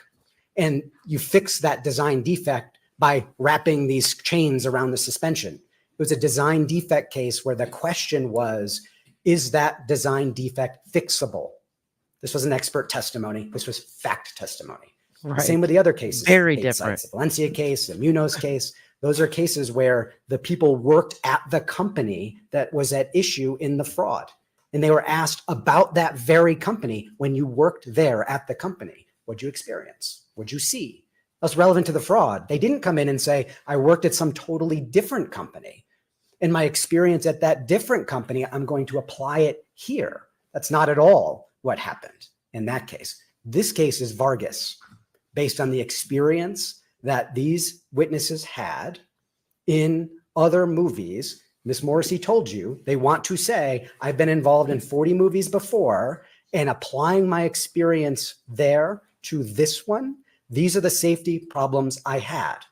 Even though there's that's expert testimony, because it falls right under that third prong. And number two, it is testimony that they are not qualified to give. There's nothing wrong with being a camera grip, Your Honor. Is there something wrong with being a camera grip and testifying about the safety bulletins for armors? That's exactly what 701 and 702 say. And Vargas says it's reversible to allow it to happen.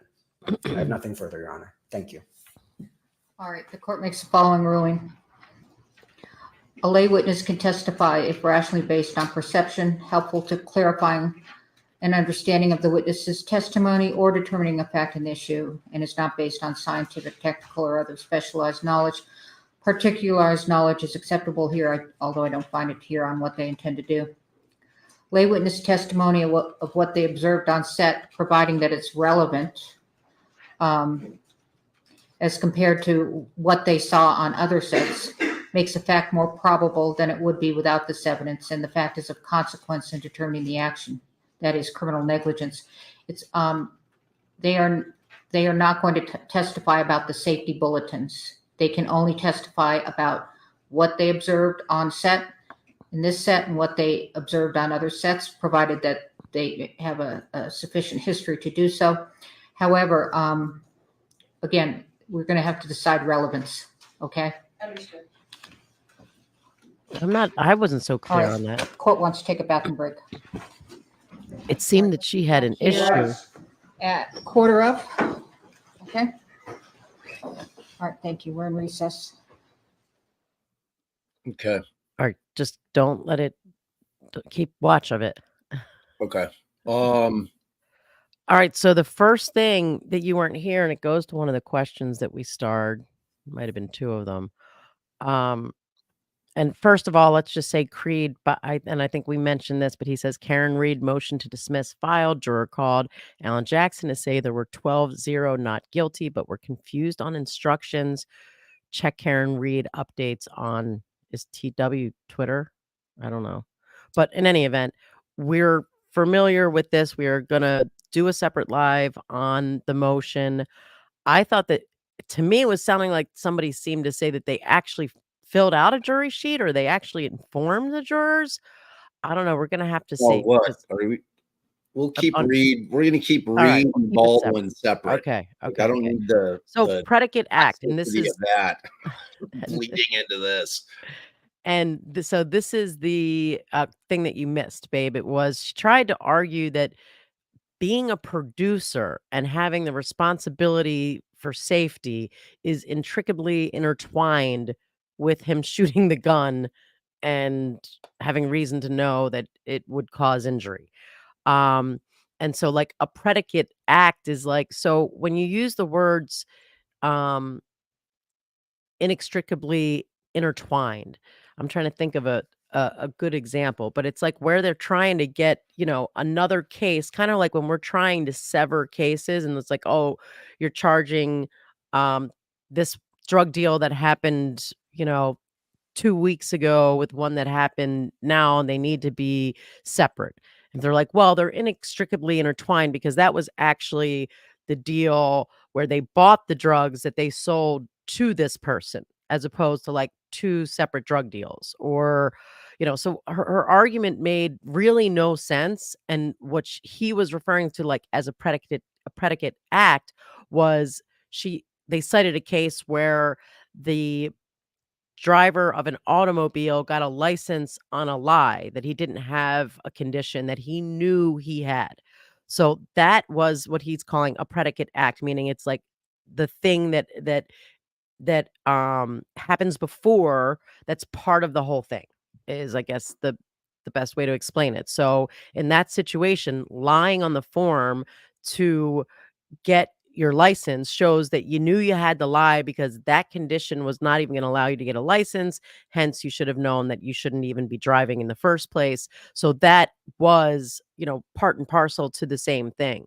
So hopefully that explains that question. And the judge ultimately ruled. I was a little behind time too, so Yeah. So the judge ultimately ruled what the issue was there. They wanted to get in all like him swearing at people on set, him rushing people on set. And she's like, no, that's out. It's irrelevant. It's propensity.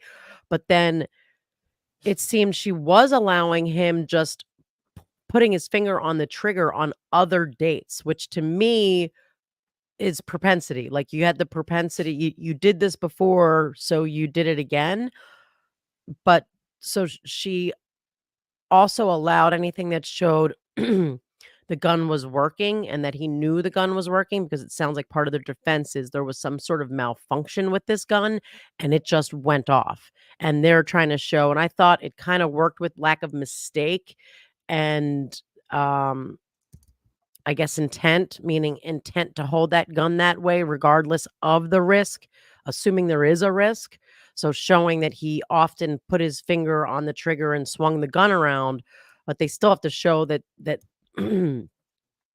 there was some risk from that a real risk, not a fake risk, that if there was a live round would have been in play. So she granted in part and denied in part that motion, which was definitely the right thing to do on the um on the on the things that deal with like him yelling at people and him rushing people. To me, I think that the whole putting your finger on the gun another time shouldn't have been allowed either, but that the gun worked should have, if they're arguing that it was a malfunction and it should never went off in the first place, which I guess is also why she would be allowing those images of him swinging it around where his finger is on the is on the right. the trigger, but that kind of goes exactly to propensity, so it's kind of weird, because it's like he did this before with his finger on the trigger, so don't let him tell you he didn't do it this time and it went off by some malfunction. And what we should do is before the trial, which tomorrow is going to be selecting the jury, and then the thing starts in earnest on the 10th with opening statements. I think what we should do, especially for you, because I don't think you've seen it, is watch Baldwin's interview Yeah. that he gives when he's, if you want to be interviewed or interrogated. It started real, like you could tell there was deference because he was an actor. I think that the cops were probably like initially a little starstruck Or playing it that way. But as it progressed, and he said, like, his initial statement was that he never pulled the trigger, that he cocked the hammer and that caused it to go off, that he never put his finger on the trigger and pulled the trigger. Obviously, that was an issue. They did a ton of testing with the weapon. Ultimately, the weapon was destroyed. So the last motion to dismiss in this case was the defense saying, we can't even test it with our own people because you guys destroyed the gun, testing Baldwin's theory that the gun went off just by way of him cocking the trigger. So, which was, I guess they'll be able to argue that they had to test it so many times to try and rule that out, that they broke the damn thing. And now we can't test it to show you that was the issue. Yeah. Well, she denied it. I know, but I'm saying that they can argue that since she denied it, argue it that way. Yeah, to me, just going into this thing is like this weird, like, juxtaposition of him being a producer, him going to that kind of like negligent hiring or negligent retention where it's a civil action, negligent supervision. Right. Any of those or all of those in conjunction with, you've got a criminal matter here, which is an entirely different thing, and it's like, I just don't. And she's basically said, you have to pick your poison. You can't go, you're not doing both. You can't do the producer and the actor thing. And again, like, his role as the actor is when the accident occurred. Right. And their whole concept is, in his role as actor, he knew this stuff in his mind because he was the producer, but that wasn't really what they were saying, because they did keep trying to bring it back to, the buck stops with him. He's a producer, he's the boss, he's required to do all this safety stuff. The buck stops with him. That doesn't make it any more likely that when he, the human being, handled that gun, he had any reason to believe there was a live bullet. I just can't wrap my mind around it. With her, I kind of understand, because it's like, how the hell does a live bullet even get anyone anywhere near the blanks for Hannah Gutierrez to be loading them in, unless she did something recklessly, Right. so recklessly, like that's just too much. Unless she were to say, well, I mean, I don't know. Do they make the rounds or they buy the rounds, like the blanks? I don't know. In my box of blanks, there was a live round. Well, they'll get into all that testimony in terms of how the rounds were. Like, I'm assuming that they will. Some, I mean, they're not going to get into it to the extent that they did in Hannah Gutierrez's trial, because, I mean, obviously it was a different. Right. No, I was just kind of wondering it, like, does she build it or she buys it? Do you remember? I can't remember if she, I don't think that you can buy blanks, but I might be wrong. Like, I think that what they do is they essentially have to retrofit we'll have to have this Karen studio on. Kraken. Oh, Kraken. Got Karen on the mind. I guess. Get that out your mind. Yeah, I'm ready for Karen to be over until it's back. But we'll definitely go through that motion to dismiss, because it's gonna answer the question about the splits. It's like, I want to know about the splits. So, but like TMZ is reporting it, so it's like that. You just said we're not talking about it now. I know. See if you've got what questions we have over here from here's one. Todd Hudat Clement. Don't producers get into the act once a scene is complete? I got no clue. And I think it depends. That's why Bob was saying, like, what's the dichotomy? Like, what producer level you are. Don't producers get into the act once a scene is complete? Like, you mean into, flesh that out, Todd. we're having a tough time figuring out what do you mean get into the act, like in terms of, I mean, what the state was suggesting is that every single person on that set should, be given the ability by an announcement made by the actor that is, I'm loading this gun, or whoever. Like that seems like he was handed the weapon that had been loaded, and it changed hands, I think, twice. I just So don't. I agree with Diane, and like I said, I'm openly admitting I don't know enough about some of the background. Like Bob keeps saying, there was 6 people who walked because of gun safety specifically. So there seems there's something I'm missing, but I wholly agree with Diane. Why would he even think that there could possibly be a live round in there?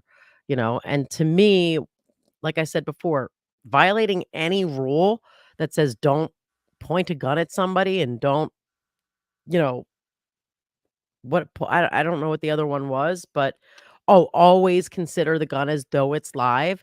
Okay, fine, but you know what? It's not, and I've got no reason to believe that it is. And even if I mean, I guess if he knew that um that the person loading the gun was like unstable or had drug issues or was drunk or whatever, then maybe, yeah, you know what, you're gonna double check the gun when as the actor with it in your hand. Like, I seen that woman. You're I can't hear you. that goes back to the producer thing, wherein Well, if him as a 6 people walked off the set. So like it appears that he should have had some knowledge that there were crew members that were like, the gun safety on the set is like, yeah, out I've got to look more into that because it's not making any sense to me. I'm still of the I mean, to me, it boils down to Diane do mindset. actors have a duty, because again, when you're talking about straight up gun safety, but like we're not talking about real life, we're talking about movies, which, so we all know, Prop gun safety. they're not real life. So, for me, that's one of those things where I'm just like, is he supposed to receive training as an actor, being able to recognize live rounds from dummy rounds? Like, I just like that's where this whole thing's going to lie with me, and it's like, cause I think we're going to hear testimony that he wasn't even supposed to pull the trigger in that particular scene. So But it's to like, me, I still don't give a shit. If he had no reason to think there was a live round in there, I don't care what he did with the gun. Unless, like I said before, if you pull the trigger up with a blank in it and it shoots out anything that could even just like hurt the skin, could irritate you, then that's a different scenario. But if there's literally no harm that could come from it, then I just don't see what he did criminally culpably, what he could be criminally culpable for. well, I mean, in light of that, that's why that producer actor delineation ruling was pretty big. I mean, they're not going to be able to argue out of both sides of their mouth. They're going to have to pick a lane, whether or not they're coming after him. But again, like I think that falls under a civil action. All right, it sounds like it's coming back. Let's go. I'll put it. I gotcha. Can you pull? Yeah, I think Wait. if you pull it down. There we go. There we go. Let me get it on full screen. You know what I mean? It's just like, is that like the civil side of it? Because I just don't think that they'll be able to meet the burden in terms of the criminal statute, because it's, again, much like the Reed case. I mean, it's a homicide case, even though it's involuntary manslaughter. They all fall under the umbrella of homicide. So, and it's, I think here, if I remember correctly, and I know Dizzy sent me the instruction, I think it's a willful and wanton. Right. I mean, that goes beyond just recklessness. Like, yeah, willful and wanton is a pretty heavy duty burden. So AD film, the mindset as a first AD is you should assume every weapon is possibly loaded improperly, so that is exactly why you, armor or cast, and those close to camera, etc., gather to participate before passing off guns. All right. So, but our question is, once it gets passed off, do you, AD Film, think that an actor should be double checking? And is that something you can see very clearly when double checking? To me, it's like, seems like such a far off possibility that it's not something that most people would do. But I mean, it's just like that's such a fascinating point there, because I mean, if they do have that kind of like that pre-shot meeting where like, okay, we're using a weapon in this scene, let's all gather here. We're all yeah, gonna and I'd be like, all these people gathered, I'm good. You know what I mean? yeah, but I mean, until somebody dies, and then maybe you're not as casual about it. You know what I'm saying? Like It's somebody, like the first dog bite in my mind. It's like the first dog bite, you know? Um, see, and this is Rick's point. The gun was real. He knew the gun was real. It's a gun, not a prop gun. A real gun, being an actor or producer, is irrelevant, which it's the point is well taken. It's like the rules of gun safety still apply, you know, like, and in this day and age with everything they can do with special effects, I don't know why they're using real guns anyway. They can create the flash out of the muzzle. They can obviously create the sound. Like, why are you even messing with dummy rounds or blanks or anything when you don't need to at this point? Like, we're way past that in terms of special effects in movies these days. It's like, I don't understand. I think it's probably a cost thing. You know, it's probably cheaper to do that than to have the you know. so I the- wonder if Rick would think, if I had a real gun and I checked it and it was empty and there's nothing in it, and then somehow it I don't know, magically a bullet is in there. Is am I if I check that it's empty, am I free to flail it about and point it at somebody, or no? I mean, technically, you never point a gun I loaded. know, but that's like a decorum thing. That's like No, not. that's gun safety. That's not a decorum. I Don't you know. remember you telling the story about the judge screaming at me in court? Yes, I I mean, that get was it. really, it's like you just don't do it, you know. I think it's in order to like just really enforce that habit that you never point a weapon at somebody, you know, unless you're intending on using it. So let's see. That blocks your face, babe. Mhm. K. Carter Merrick. Producers are ultimately responsible for safety on set. They are financing the project, procuring insurers, and hiring all staff. Baldwin's production company hired an inexperienced armor to save cash. That's what I heard as well.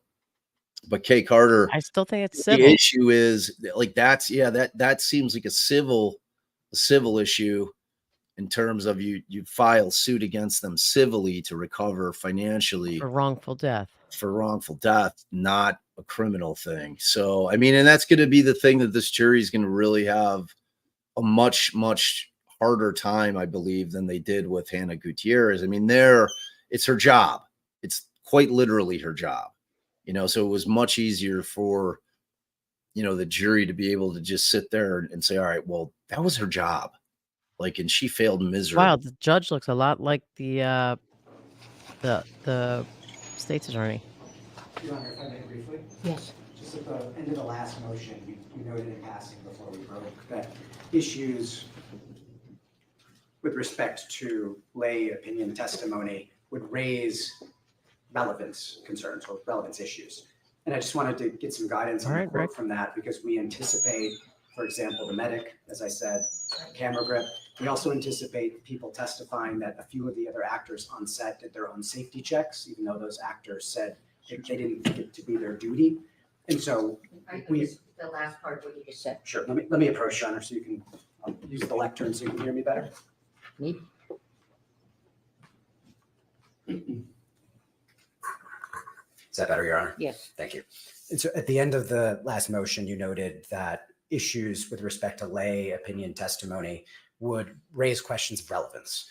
And it'd be helpful to get Your Honor's guidance on that, because we anticipate the medic testifying the camera grip testifying about issues that, for example, were not reported to Mr. Baldwin, so don't go to his state of mind, or certain witnesses testifying about what a few of the other actors did on the set with respect to checking their guns, when those actors themselves said, but it's not an actor's duty.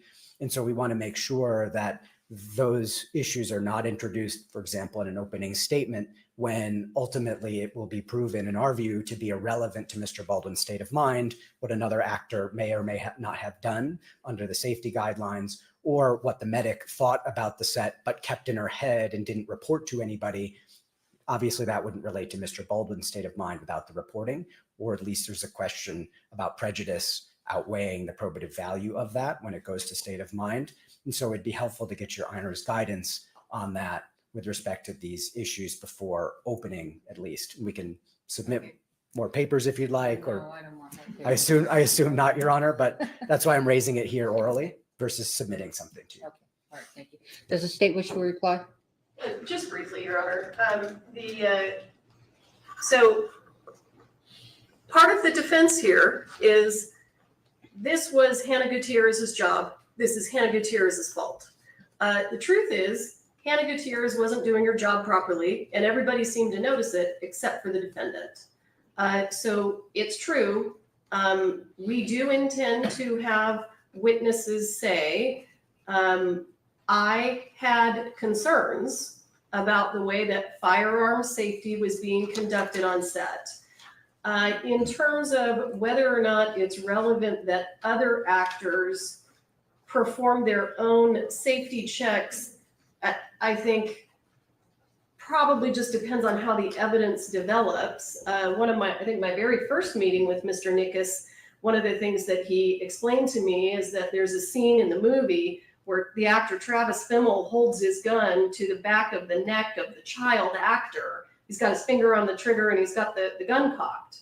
And Mr. Nickus said, Travis Fimmel would never have done that unless he felt safe with these firearms, unless he thought that these firearms were completely safe. Well, cut to reality now. The truth of the matter is that Travis Fimmel was one of the guys who every single time Hannah Gutierrez handed him a gun, took the gun and dry fired it into the ground more than 6 times to ensure that he tested every single chamber in the gun. So certainly if part of the defense becomes these other people pointed guns at each other and it wasn't a big deal, then obviously it becomes highly relevant that these other actors felt free to do it, because whether it was their obligation under the safety bulletins or not, they understood that that was a smart thing to do, especially when you've got this armorer who doesn't seem to know what she's doing. All right, thank you. Oh, go ahead, reply. Yeah. Just some clarity, Your Honor, because I think it would be helpful both so we can get the court's guidance and so we can understand what kind of case they're putting on if they give an offer of proof of these issues. Because, for example, if the medic comes in and says, I had safety concerns about on set, that's an opinion about the set that wasn't communicated. It's not to say she can't say, I saw Ms. Gutierrez running around, I saw her doing this, she was moving quickly. Those are facts. We're not trying to get out facts unless they turn out to be more prejudicial than probative, unconnected to state of mind. But her opinion about the safety of the set, that should not be included. That's irrelevant. She doesn't get to do opinion. I already ruled that. Exactly, Your Honor. And so what we just heard from Ms. Morrissey is, well, maybe it's relevant that an actor checked the gun on set in a different way for Mr. Baldwin, or he checked the gun at all. Maybe it's not. And so to actually get guidance from Your Honor, so we know what this case looks like when we're going into opening statement, having an offer of proof on these issues, I think will make sure that we don't end up having irrelevant testimony included, that we don't end up in the middle of opening talking about something that the state is or is not going to do with respect to these important evidentiary issues. All right, so to the extent looking, I don't think I can't remember the people that testified in Hannah Gutierrez, but one was somebody that walked off the job, okay? That's And I think he has a pending. Lane Looper, Your Honor, yes. He did not testify during Gutierrez, Mr. Nickus. Lane Looper walked off the job, Well, but he didn't testify. somebody that was like the head camera guy walked out and looked at Ms. Morris because we were in the case. But so if he were to testify that I left the job because of safety concerns, that cannot just, it has to be related to what you're trying to prove. So it would have to be related to Hannah Gutierrez. I'm not sure where I see, I mean, that's off the top of my head that it would have to be related to Hannah Gutierrez and them observing that this armor was doing a sloppy job, and when they observed other armors, just pretty much what they testified to before. But if they're going to say things like nothing that would speak to him as a producer cannot come in. Understood. So if you're going to say, look, this person was sloppily handling the weapon and it doesn't relate to Hannah Gutierrez, then that's producer. That's not actor. Am I being clear on that? I'm a little confused.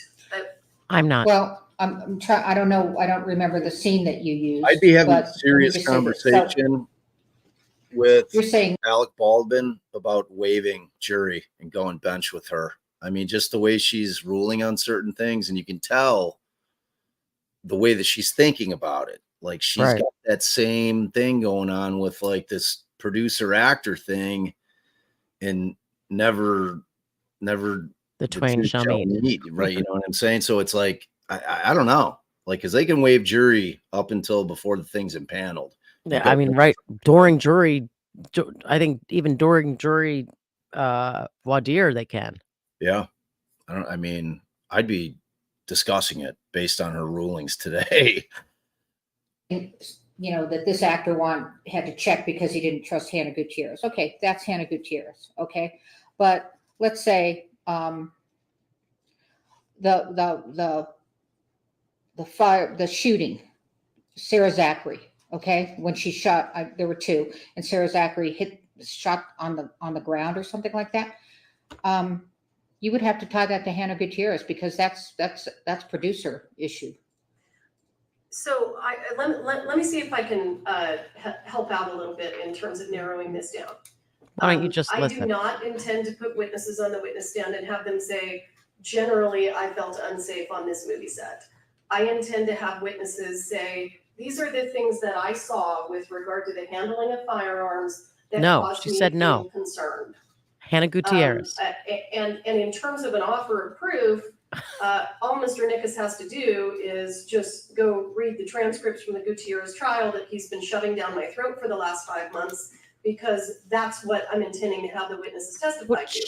This is what I saw, and this made me feel uncomfortable, and it goes directly to the defendant's defense of not my job, she was great. I had no reason to Yes, doubt. but it has to be related that Hannah Gutierrez's Agreed. job as an armorer. You can't just say, I felt unsafe because people were screwing around with guns.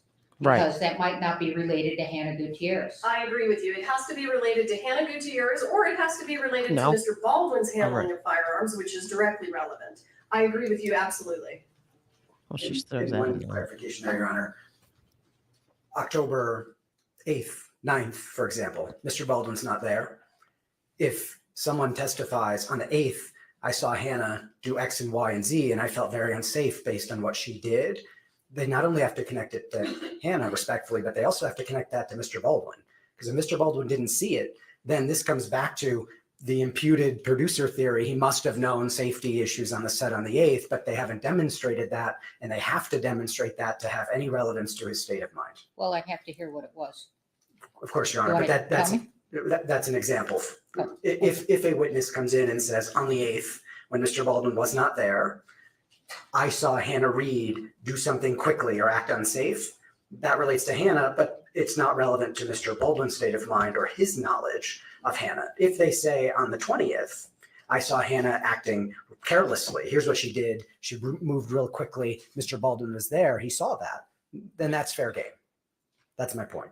Well, what you're saying is that the state can only introduce evidence that Mr. Baldwin was aware of, and I'm not sure that's correct.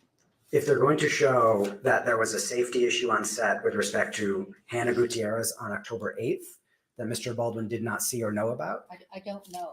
Okay. Because the other way you could do this is that with respect to, for example, David Halls, and how, you know, he said, well, he periodically checked the gun. And I'm not sure whether there was some kind of, I don't know how to put this, some understanding about how she was doing things that could be cumulative. I don't know. I would have to figure that out when it's offered. And I'm sorry. No, the context is going to matter here, Your Honor. I just wanted to flag this issue because seeing the transcript in the Gutierrez trial, we did see. I think he should the stick with state an offer tried of to proof introduce some of idea. this, and we want to make sure it's connected to Mr. We don't Baldwin. we do not want a trial within a trial. That's Precisely. for sure. Yes, Your Honor. But we also want the state to be able to address that, you know, their theory that he should have checked the gun. Understood, Your Honor. Okay, Thank you. I hope that was helpful. It was, Okay. and it'll come up, and we'll ask Yes, for more guidance absolutely. when it comes Okay. up more All right. precisely. Okay, I think I probably stand here, Your Honor, right? We've got the next in limine yes, we do. on Okay, inconsistent statements. Is that right? no. Oh, yes, no, we already did the lay witnesses. This is motion in limine 5, previous contradict the state's. Let me use my list. I think that's right, Your Honor. Okay, we've done their 6, got to their 6. And And there's 7, I believe. Seven. no, Or 5 and 6, I'm sorry. So okay, we're back that's to all right. 5. Let's see. So we're on 5. Okay. Defendant Alec Baldwin's motion limited to preclude argument and testimony that contradict the state's previous factual assertions. Go ahead. Thank you, Your Honor. So I'll make this brief. In the Gutierrez trial, the state made a handful of important statements that relate to what Mr. Baldwin did or did not have an obligation to do, or the cause of the underlying harm. For example, said Hannah Gutierrez Reed is the autonomous decision maker. Or if Hannah Gutierrez Reed had checked the gun again, it wouldn't have made a difference. Or the training or not of Mr. Baldwin with respect to the gun is not why Ms. Hutchins died. It's because of Hannah Gutierrez Reed, and so forth and so on. We put them in the brief, Your Honor. Those statements contradict a number of different elements of it's how the true. state has argued this case in the past. You And we can't do expect that, it will those will prosecution. contradict how the state intends to present its case this time. 2 things. Number 1, the case law is clear that the obligation of the prosecutor is to pursue the truth and not convictions, if there's a difference between them. And so the case law recognizes that it violates due process for a prosecutor to theories. present contradictory theories across 2 trials that relate to the same matter. Now, Absolutely. they're not bound by the precise theory or the precise factual, underlying theory, legal or otherwise. The cases they cite are cases like Fry, where there are 2 defendants. The government doesn't know who actually shot the gun and killed the victim. And so it puts on a trial saying this one did and then this one did, because the government doesn't know. Those aren't internally contradictory. Can I interrupt for a second? Aren't you rehashing what has already been Mhm. done? We're not, Your Honor, because the case law is clear. We can use those statements as party admissions. For example, look at the Bradshaw case Okay, that the state. Just a minute. First of all, that's not in your brief. It is, Your Honor. No, just a minute. You're not going to be able to argue what Ms. Morrissey said as a statement of what the prosecutor said in that case. There's a case, I thought this might come up and I should have pulled that case, but Justice Chavez did it, and it's contrary to U.S. Court case or federal court, because it doesn't allow that in. There are 2 different issues here. One is, does it violate due process to do it? And the other is, are we allowed to present the state's contradictory Okay, statements? so I already And ruled let it me- didn't violate due process. Right. And so on the second, and that's what the cases say. That's what Your Honor is referring to. In the case, in the Bradshaw case that the state cites in its brief, it says, look at Justice Thomas's concurrence. Justice Thomas said the Supreme Court has not ruled on, and he wouldn't support a due process violation. Mhm. But then you have to continue reading that concurrence that the state cites. Justice Thomas says, if the prosecutor makes inconsistent statements, that risks undermining his case because the defense counsel can present those contradictions to the As fact what? finder, quote unquote, or close enough to the How, Thomas though? concurrence. And in that concurrence, Justice Thomas says, involving two different defendants, agrees with Justice Souter, says the defendant in the second trial can present those contradictory statements that were made by the state in the first trial to the fact finder, and the fact finder can weigh those inconsistencies as it will. The state does not cite, and that's directly from the Thomas concurrence that the state cites. We're not saying due process. We do argue that. We want to preserve that.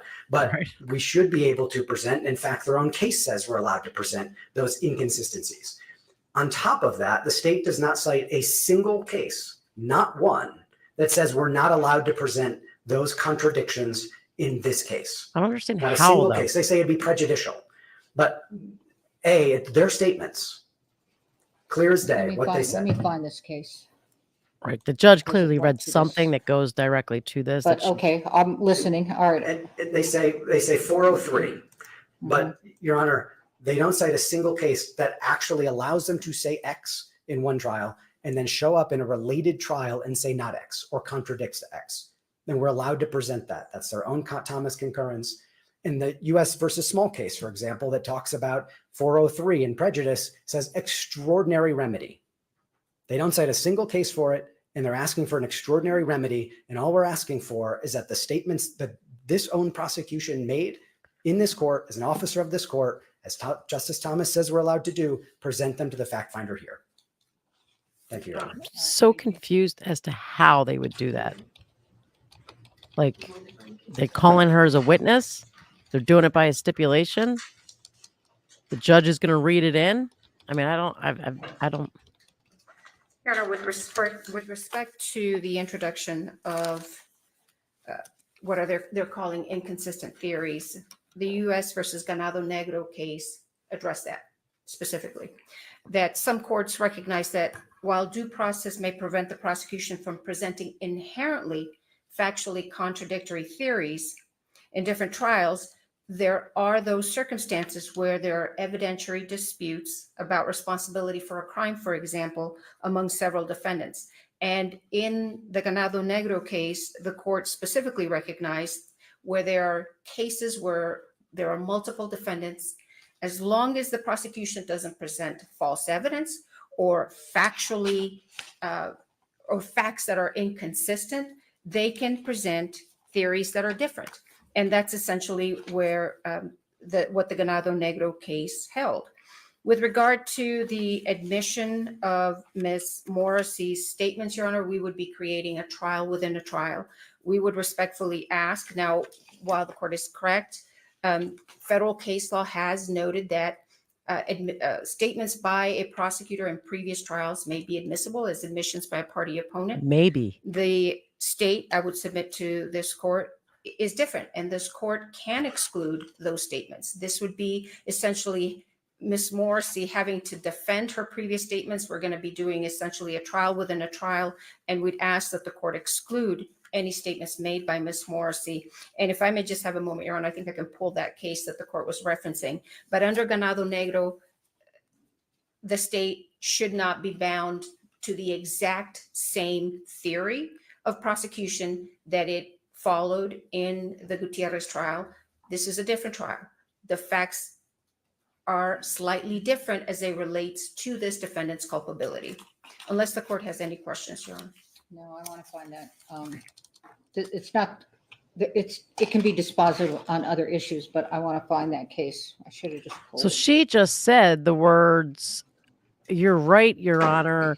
Federal law Yes. allows this to come in as a prior inconsistent Two things. admission by a As a precaution, if Your Honor would like to reserve on the issue, we can take a look at the case. You can hear a few minutes of additional argument after we've read it. That might be prudent, respectfully. Number two, you heard Ms. Johnson say, it's going to be a trial within a trial. It's 3 statements, 4 statements. The state made them. You just heard her say that the case law allows us There you to go. introduce You're on mute, the Dave. contradiction. She didn't cite a single case saying otherwise. She said it allows that. They've admitted that. Due process aside, that's the Garnegro case that she cites. If they want to present an inconsistent theory, then obviously They run the risk. we reserve and preserve the due process issue. But if they want to raise an inconsistent theory, then by all means, Justice Thomas says they can do that in his view. But you're allowed to show that it's a contradiction from what they said before. All right, thank you. Well, that doesn't mean the court has to, so we'll take a look at that. How do they get it in? I still don't understand how they I don't get that either. How are they Maybe getting it in? maybe it would have to be by a stipulation or by You the could judge find that. It reading was it. Justice Chavez. You think the states can stipulate when they're All right. fighting? Well, if the judge says it's getting in, you Yeah. know, Okay, we're on.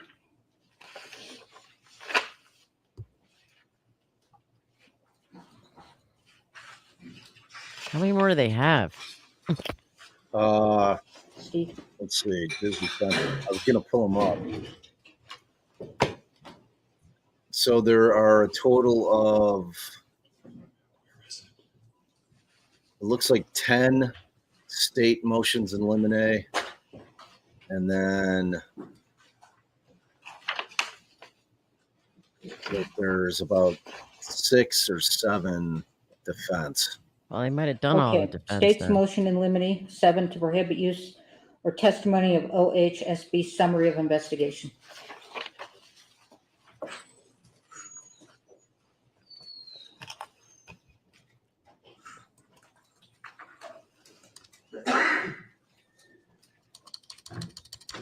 I don't know why this one rubs me the wrong way. Red pants lady? We have attached as an exhibit the summary of investigation that it seems clear that the defense would like to have admitted as an exhibit. So I want to address 2 issues. One, should the summary of investigation be admitted as an exhibit? And 2, should the findings, which I would argue are legal conclusions, be allowed in as testimony? So we've got the summary of investigation is hearsay. The public records exception to hearsay it was never intended to permit something like the summary of investigation to be admitted as an exhibit because How it could that be admitted? contains Hearsay. legal conclusions. It's actually findings and conclusions. That's what they call it. It contains legal conclusions. It is based on a law Prior enforcement inconsistent statements, I bet. investigation. That's all OSHA does. OSHA enforces the Occupational Health and Safety Act.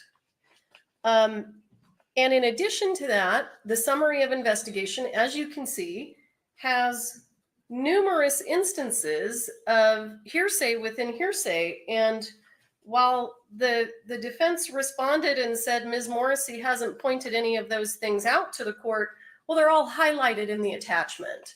So yes, it's true. I didn't cut and paste everything from the attachment into my motion in limine, understanding that we do have page limits that the court has been concerned with. I can pull up the exhibit and I can certainly go through all of the different quotes where OSHA investigators say they actually put people's statements in quotes during the investigation. So that's hearsay within hearsay. Those quotes don't come in. The findings and conclusions are legal conclusions. So those don't come in because we can't have the jury hearing that Mr. Montoya and Mr. Genoway came to these conclusions because it's going to cause the jury to think that they now have to come to the same conclusion. The problem with the OSHA report generally is that, one, they didn't do a very complete investigation, and I outlined very specific instances of where their investigation fails. And in addition to that, every time I read the OSHA summary of investigation, I say to myself, what is the relevance of this? What does this have to do with the case against Mr. Baldwin? And I want to put kind of in perspective, admitting not only the report, but testimony about the report is like let's say we're having a DWI trial and it's a jury trial, and the jury gets to hear about the MVD revocation hearing. That's kind of what this is, only the MVD revocation hearing would actually be arguably more relevant and possibly more admissible than the OSHA, because OSHA is not concerned largely with the conduct of individuals. As you can see, Judge, the OSHA report basically says Hannah Gutierrez didn't do anything wrong. Well, we know Hannah Gutierrez did something wrong. We did an entire trial about it, and a jury convicted her in 2 hours.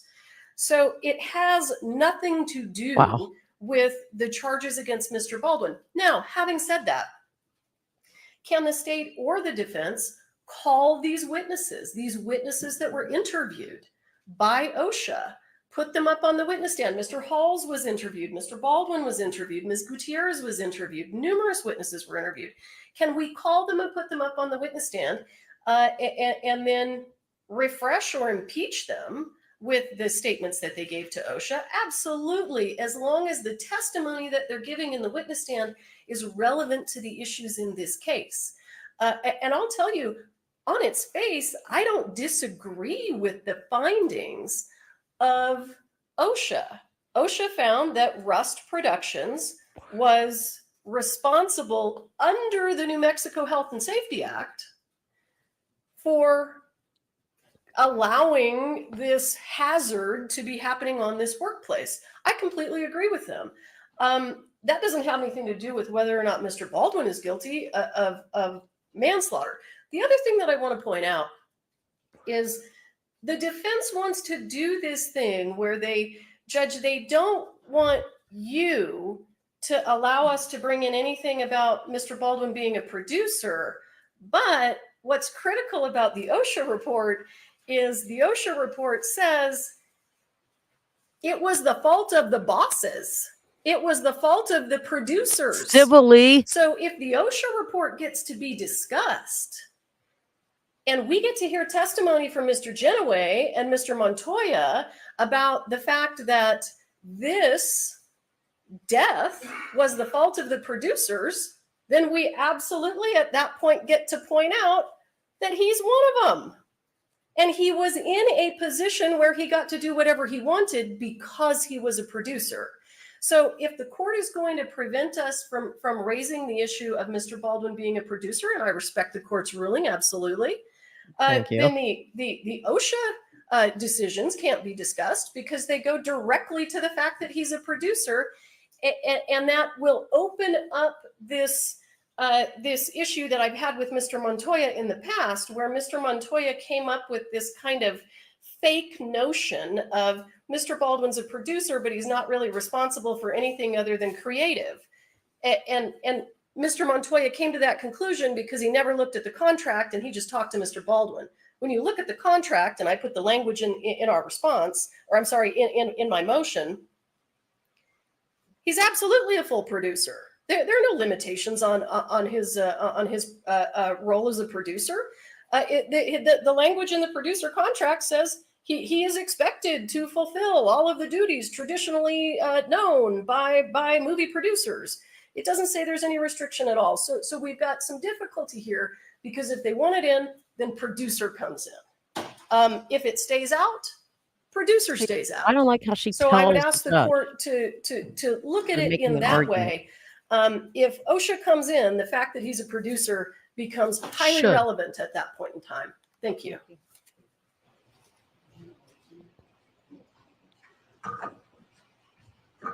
Three quick points, Your Honor. Number one, we've cited cases saying it's admissible. 8038C says if it's a criminal case, there's a factual finding, and it's a legally authorized report, it comes in under the hearsay exception. We've cited cases on that. Number two, Jorgenson, their expert witness who's going to testify under your honor's ruling been as excluded. to the safety. Not an expert witness. Right. Jorgenson? No, he's going to just testify about the She excluded him. As an expert. Your honor, Jorgenson has no factual knowledge of the rest set. What Wait he, a second. Jorgenson is the guy with the SAY guidelines, right? That's right. He So I ruled that he gets to testify about the SAY guidelines, but he doesn't get to provide an opinion about the safety. That, correct, Your Honor. And one of the issues is that, and we may use it or we may not, but when he was asked at his pretrial interview, what did you do to prepare for giving your opinion? He said, well, I didn't talk to anybody, some hearsay. I read the OSHA report a lot because he's an OSHA guy. That's his background. And so to the extent we think it's necessary to raise that, then that would be the limited context. And so ultimately, because it's admissible and because it may relate to their witness, we may have to raise it. And so that's the context in which it could come up. Number three, just for clarity, the report didn't say the producers are responsible. It said Rest Productions LLC, that's one person's company, is the employer, and the employer, not Alec Baldwin, the employer is the one that is being fined under that report. And so there's a very big difference between saying Rust Productions is responsible for violating these OSHA rules and saying that Alec Baldwin is a producer and he had a contract with Rust Productions and therefore he's responsible. That's not all what the report said. So these are not linked in the way that Ms. Morrissey described. Well, that's true. No, Your Honor. Okay, court makes following ruling. Hmm. I already ruled that producer liability or whatever does not come in. So this OSHA report is specifically prepared by OSHA to go in and investigate whether the employer had any responsibility, and they were in fact fine. It's irrelevant. If that testimony comes in and by oral and including written, then you have opened the door There you to go. producer. And with respect to you saying that the only reason why we may bring it up is because Jorgenson may mention it. Jorgenson's not going to mention it because I already said only safety guidelines. Okay. All right. That's fair. They Yeah. can't blame it on a Okay, so that's producer, granted. whether it's him or I another wanna producer, keep you know, track of like my omnibus. his point was well taken that he's not part of Rusk, even if he has, even civilly, you know, it wouldn't be the same to hold them responsible, to hold him responsible. Yeah, I But- mean, they kind of want it both ways, though. Right. They want to be able to blame a producer. Right, because I'm looking at the report Dizzy had sent All it right. over, and they break it down. So Ryan Smith, producer, was identified as overseeing the overall production. A management representative for Russ. Defendant Alec Baldwin's motion eliminate to preclude argument, evidence, and testimony regarding the victim. I'll read this real quick because it's interesting in terms of, because that's what I'm talking about. Like, I need to know what Who did what. exactly, who did what, and as far as that goes. Let me see if I can find it in my tabs. Well, here, we'll just hear this argument. I think they're getting pretty close. I think they're on 8. We'll go. Thank you, Ron. Defense We is addressed motion. this briefly earlier when I withdrew our request to admit the medical records. It's axiomatic and not disputed that a victim's good character and all the wonderful things about them is not relevant to a criminal trial. They do it all the time. They don't really dispute that. What they do is they try to sort of come up with ways to backdoor that evidence by giving other reasons. Like they say, well, we need to explain why Mr. Souza hired Ms. Hutchins. And so Mr. Souza needs to explain all the background about Ms. Hutchins in order to explain his hiring process, which is, of course, completely irrelevant in the first place and an obvious backdoor and not particularly intellectually honest. Then they say, well, the reason we have to explain where she was born and how she grew up is because there's one moment in this case in thousands of pages in which one witness mentions that she speaks Russian to another witness. So in order to understand that, you have to understand where she grew up in Ukraine and all of that, and her childhood and all of that, to understand that. And of course, that's also intellectually dishonest. And all you have to say, if you care about making sure this court is and this jury does not, decide this based on emotion and sympathy and the wrong reasons, is you have to say, did she speak Russian? Yes. Did you understand she understood Russian? Yes. You don't have to go into the 30 years of history here. So that's the way to deal with that. In terms of exhibits, it's also very, very simple. They talk about the lapels. I agree with them. The lapels at the scene are relevant. You don't show the positions of the bodies on the ground. It's not relevant. It's not in dispute. It's not a fact in dispute. It doesn't tend to prove anything. I agree with them. The autopsy is relevant, not the photos. The photos don't help anything. The person who's doing the autopsy is more than sufficient. And let me say something else. And this is why I wanted to quickly withdraw the application for the medical records, which is we don't dispute anything about any of this. This is not an issue in this case. You will not hear us cross-examining or questioning the fact that she passed away or the cause. In the other trial in which you presided off, there was at least some testimony, some indicia that they intended to proceed that way. And maybe that had something to do with why so much of that evidence came in. That is not an issue in this trial. It's just not. And so every single time that evidence comes in, it's wholly irrelevant because I've just told the court we're not making an issue of it, and it's extremely prejudicial. Alex, It is I the could most act like a extreme better lawyer. possible weighing of the scales that one could ever have, because it is completely irrelevant. Because I'm saying, I agree, she passed away because of this. So, and their real reasons for doing this is obviously exposed. Okay, so you're sort of combining everything. Why don't you go through each one that you identified? Sure. The character of the deceased victims I just did. The moment of death and subsequent pain is obviously completely irrelevant. The emotion they say in here. Did you say completely relevant? Irrelevant. They say that the reason that they're eliciting it is to bolster witness credibility. That is a per se improper reason. They say that they say evidence is relevant and it explains a witness's conduct and bolsters. They're using emotional sympathy, drama of something to bolster a witness's credibility. The fact that she suffered might be irrelevant or admissible in a wrongful death case. It's not an homicide case. It's nothing to do with it. Nothing. And to the idea that they're going to use it so that the witness is upset on a witness stand and saying, and this is how she fell, and her face was pale, and this, and now everybody's upset. And trust me, I saw what I saw about something relevant, is exactly what a court can't allow. It's exactly what a court can't allow. And they did this the entire trial with, and I mentioned this before with the, where is she now? Is she in the medical vac? They ask all of these, why is even one time, the tone of her skin as she falls, why is that possibly relevant to this trial? And they do it with every single witness they did it with. So then you get to the lapel cameras and the autopsy photos. And so I was trying to track this precisely. Again, we agree that the lapels of the scene are relevant, right? You just don't need to show a body on the ground. It's just not necessary. And the autopsy photos are particularly problematic. They don't show, how are they relevant? We could stay here for days and no one could explain to me how the autopsy photos are relevant.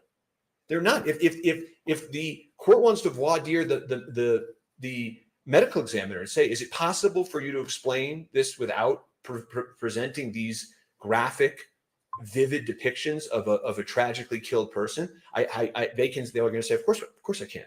Autopsy photos get ruled out all the time, especially in cases like this. This is not a whodunit where it's like, okay, let's look at this, but I'm saying I didn't do it. This is a tragic accident where two people who were known to each other and no animosity towards each other, this occurred. And so it doesn't have anything to do with the case or anything relevant. And I'm telling the court that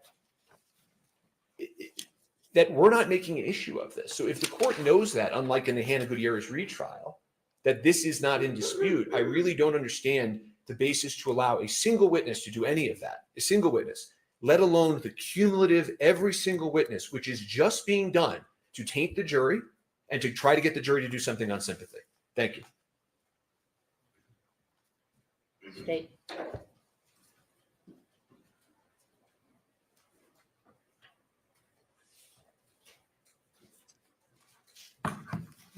The state has no intention of presenting evidence related to Ms. Hutchins' childhood. So we can eliminate that right off the bat. What do you plan on? Well, I definitely we like the other believe that defense there attorney better. is limited nice. testimony from Mr. Souza Way that's better. appropriate because jurors don't know how the film industry works. He should be able to take the witness stand and say, as the director, I got to pick my director of photography. Here's what the director of photography does. These are the reasons I picked this person. We're not going to have him talk about, she's an honest person. She's an amazing mother. She's an amazing wife. None of that's coming in. But he gets to tell, we get to put the story in context for the jury. And I think that we can do that without doing all of these things that the defense is claiming are so highly prejudicial. I have no problem limiting that testimony with regard to Ms. Hutchins, but certainly the jury gets to hear what she did, how she was hired, how does this come together? How do all of these people come together on this movie set? That's absolutely relevant. Now, with regard to the lapel videos, the defense says, we think the lapel videos are relevant, but we just don't want the jury to see the human part of it. And that's kind of hard for the state because we kind of have to prove that a human being was killed. That's part of what we have to do here.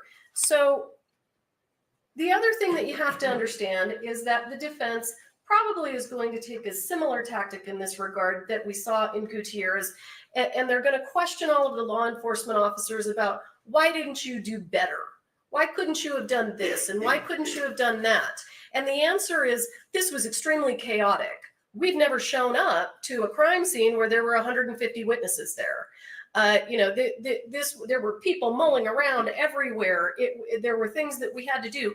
Those lapel videos show how difficult and chaotic that scene was, and it goes directly to their defense. And listen, I mean, they act like these lapel videos are like a horror movie. You see Ms. Hutchins on the ground, you don't even see blood. You don't even see blood coming out of her. You see Mr. Souza's yelling because he got shot in the shoulder. That's not overly prejudicial. Absolutely not. There is Absolutely not. tons of case law where, and the lapel video of them laying on the ground is very, very similar in terms of the analysis as the autopsy photos. Autopsy photos come in. They do. They come in every single case. I have never had a case where autopsy photos were excluded.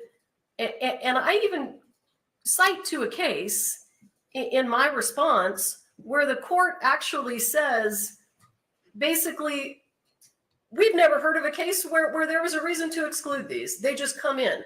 Now, listen, I want this court to know that during Gutierrez and during this trial, there are autopsy photos in this case that are shocking to the conscience, that we could argue successfully are relevant. Successfully. Because when you crack open somebody's body, you can see how the bullet traveled.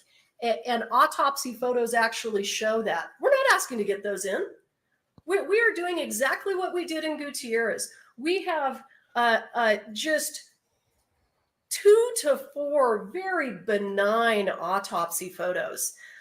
We have been more than reasonable in terms of trying to turn down the volume on emotional response with regard to these autopsy photos. I was actually stunned to see this motion after we exercised so much restraint during the Gutierrez trial. And those are the same pictures. We haven't upped the ante here. We're not trying to show anything other than, look, this is where the bullet entered. This is where the bullet came out. Those are relevant. Those are relevant to Dr. Gerald's testimony. Those come in. They come in every single trial. There's just a reality associated with the fact that someone died. I am more than surprised to hear Mr. Spiro come up here and say, we are not disputing the cause of death. The whole reason that we have probably 4 or 5 witnesses on our witness list is because the defendant put Dr. Bianca Alvarez on their witness list. They called her, talked to her on the phone without inviting us.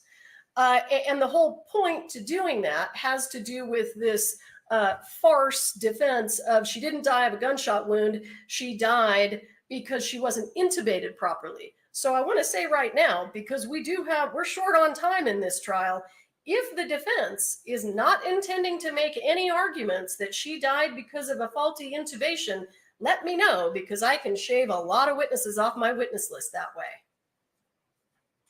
Thank you. Thank you. I mean, let her know. It sounds like they might be arguing that. State did not address even slightly in either their motion papers, in the Hannah Gutierrez retrial, or in that response, anything about how ashen she is or how the moments happen after matter. They don't.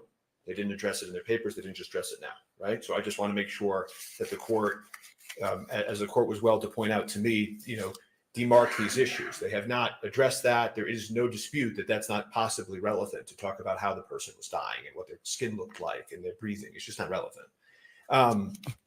They then go into this,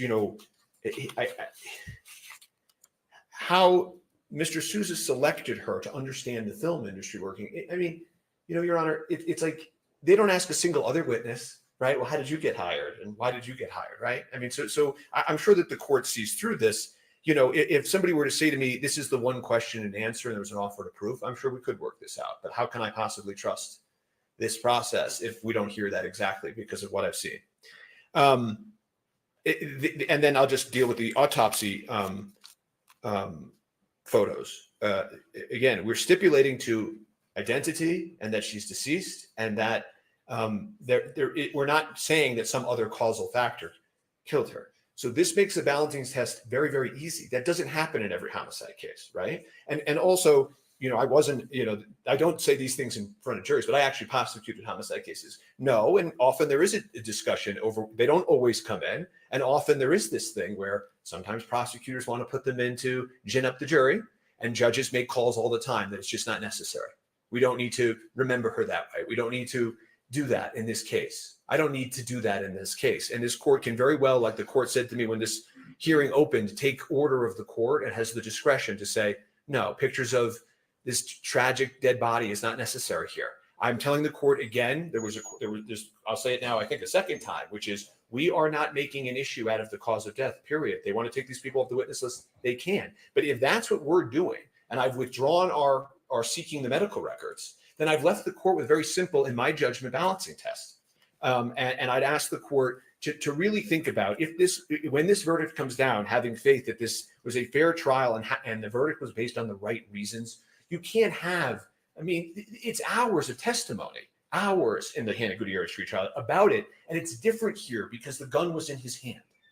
The gun was in his hand. So to allow hours and hours of testimony, when we have, the state has 5 days to present this case and we need the opportunity to rigorously cross-examine, it doesn't make any sense. I don't think it's fair, and I don't think the court should allow it. Thank you. All right, the court makes the following ruling. All right, with respect to the character of deceased of the deceased, certainly if Mr. Baldwin was going to get up, you'd want to go, how did you come about getting this this job, so to speak? And I think it's just an introductory way to tell the story.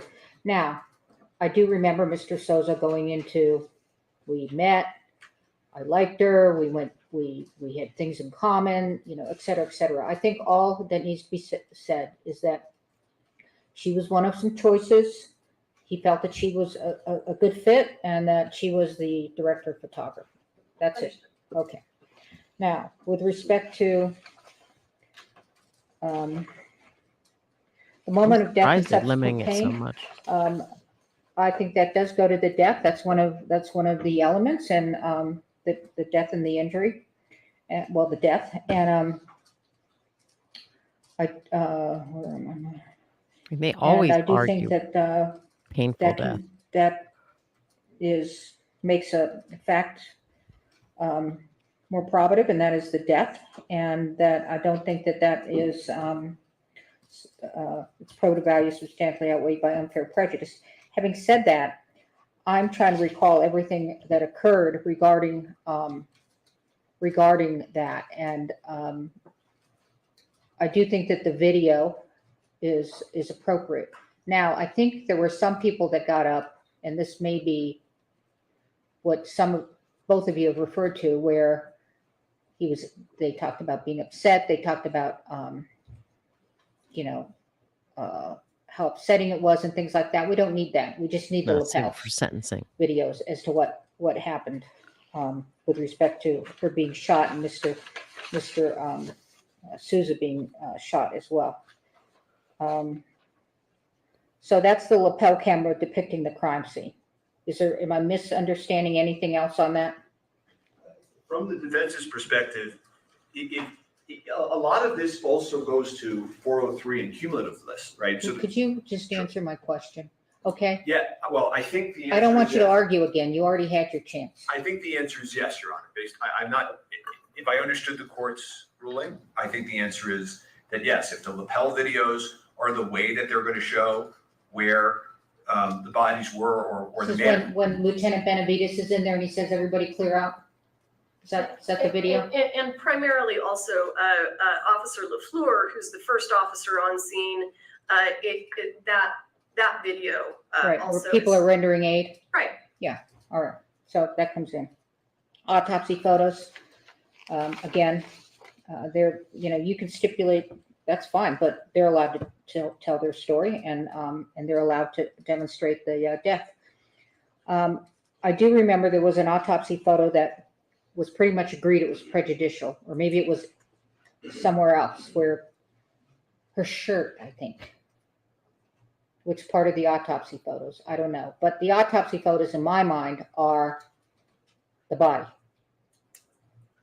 So just to iron it out right now, we've got pretty much the same photos of the body that we showed during Gutierrez, nothing overly dramatic. And there is a photo of the bloody clothing, and part of the reason that's relevant is because her cause of death was exsanguination, so she bled to death. So the photos of that amount of blood go directly to her cause of death. I will allow that. All right. You can revisit that, defense, but I do anticipate you may bring up some information about the tubing.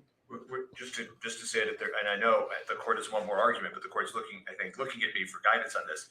That we're not going to do that. We're not maybe going to do that. We're not going to do that. So when we say that we're not going to do that, the court can count on that, and that makes those. Well, you didn't say that. That's not. Oh, I thought that's what I was going to address. You could ask the doctor. You said you didn't care about the UNM records, but that you didn't say you weren't going to ask the doctor. If I wasn't clear, I'll make it more clear, which is we are not going to ask the doctor about that. So if we're not going to ask, we're not going to seek to introduce medical records, and we're not asking the doctor about that, there isn't a basis of relevancy anymore. There just isn't. And so I'm asking the court that they now have several ways the court has just allowed for them to present that this was a death, which we concede. So, right? All right, that's fine, but they still get to do it. I'm saying no to you. Right. All right, so let's not do the shirt if they're not. Well, no, I'm going to allow the shirt. You said that she bled to death. There's nothing wrong with that. All right. And I'm gonna start calling off witnesses then to testify that she was correctly intubated. Are we clear that the defense is not going to raise that issue?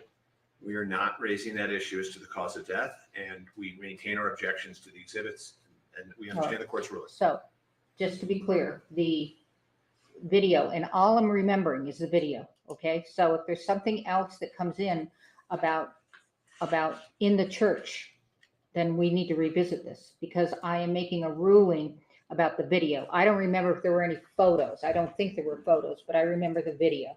Okay, they get to put on what the church looked like. Secondly, and also that gives an understanding of where Mr. Souza was for various reasons. Then, with respect to the autopsy photos, I'm not sure whether that shirt is more prejudicial than probative. You can get out that she bled to death in different ways. I'm not sure that that's necessary. I'll revisit that. Okay, and what I can do, Judge, if it helps, I can email copies of the photos to you so you can look at them. I mean, Dr. Gerald isn't scheduled, the photos come in through Dr. Gerald, and she's not scheduled to testify until the end of our case. I don't want to revisit the autopsy body No, photos. I hear you. I can send you, and I apologize. I understand why I just got my wires crossed. Some of the photos of the bloody clothes were taken by OMI.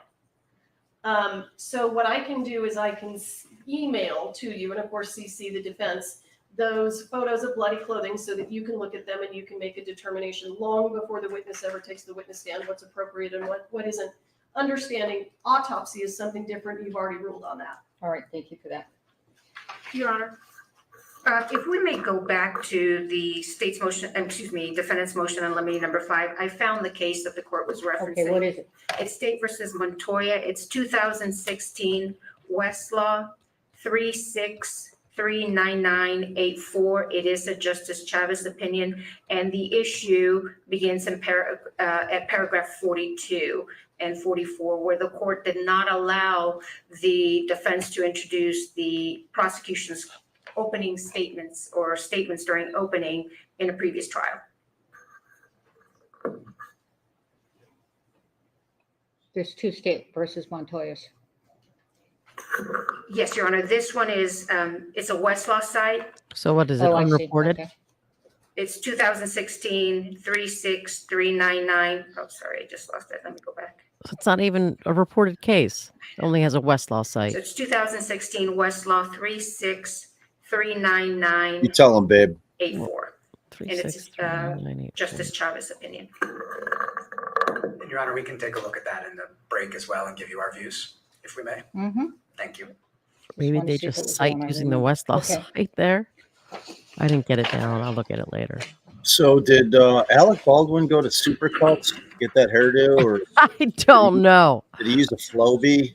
When it first came on, I said to Bob, "Is Alec Baldwin one of those people?" Yeah. And you said they're not showing him, State's babe. motion to limine 8 to allow use Jesus, of it's like a exhibits. $3 during haircut. opening statement. For old AB. Your Honor, we don't have I think there's a way to shortcut this, which is that as long as the defense can also put in exhibits and the court will, if there's any issue between the two sides, address those one or two issues. I'm hoping that there's not.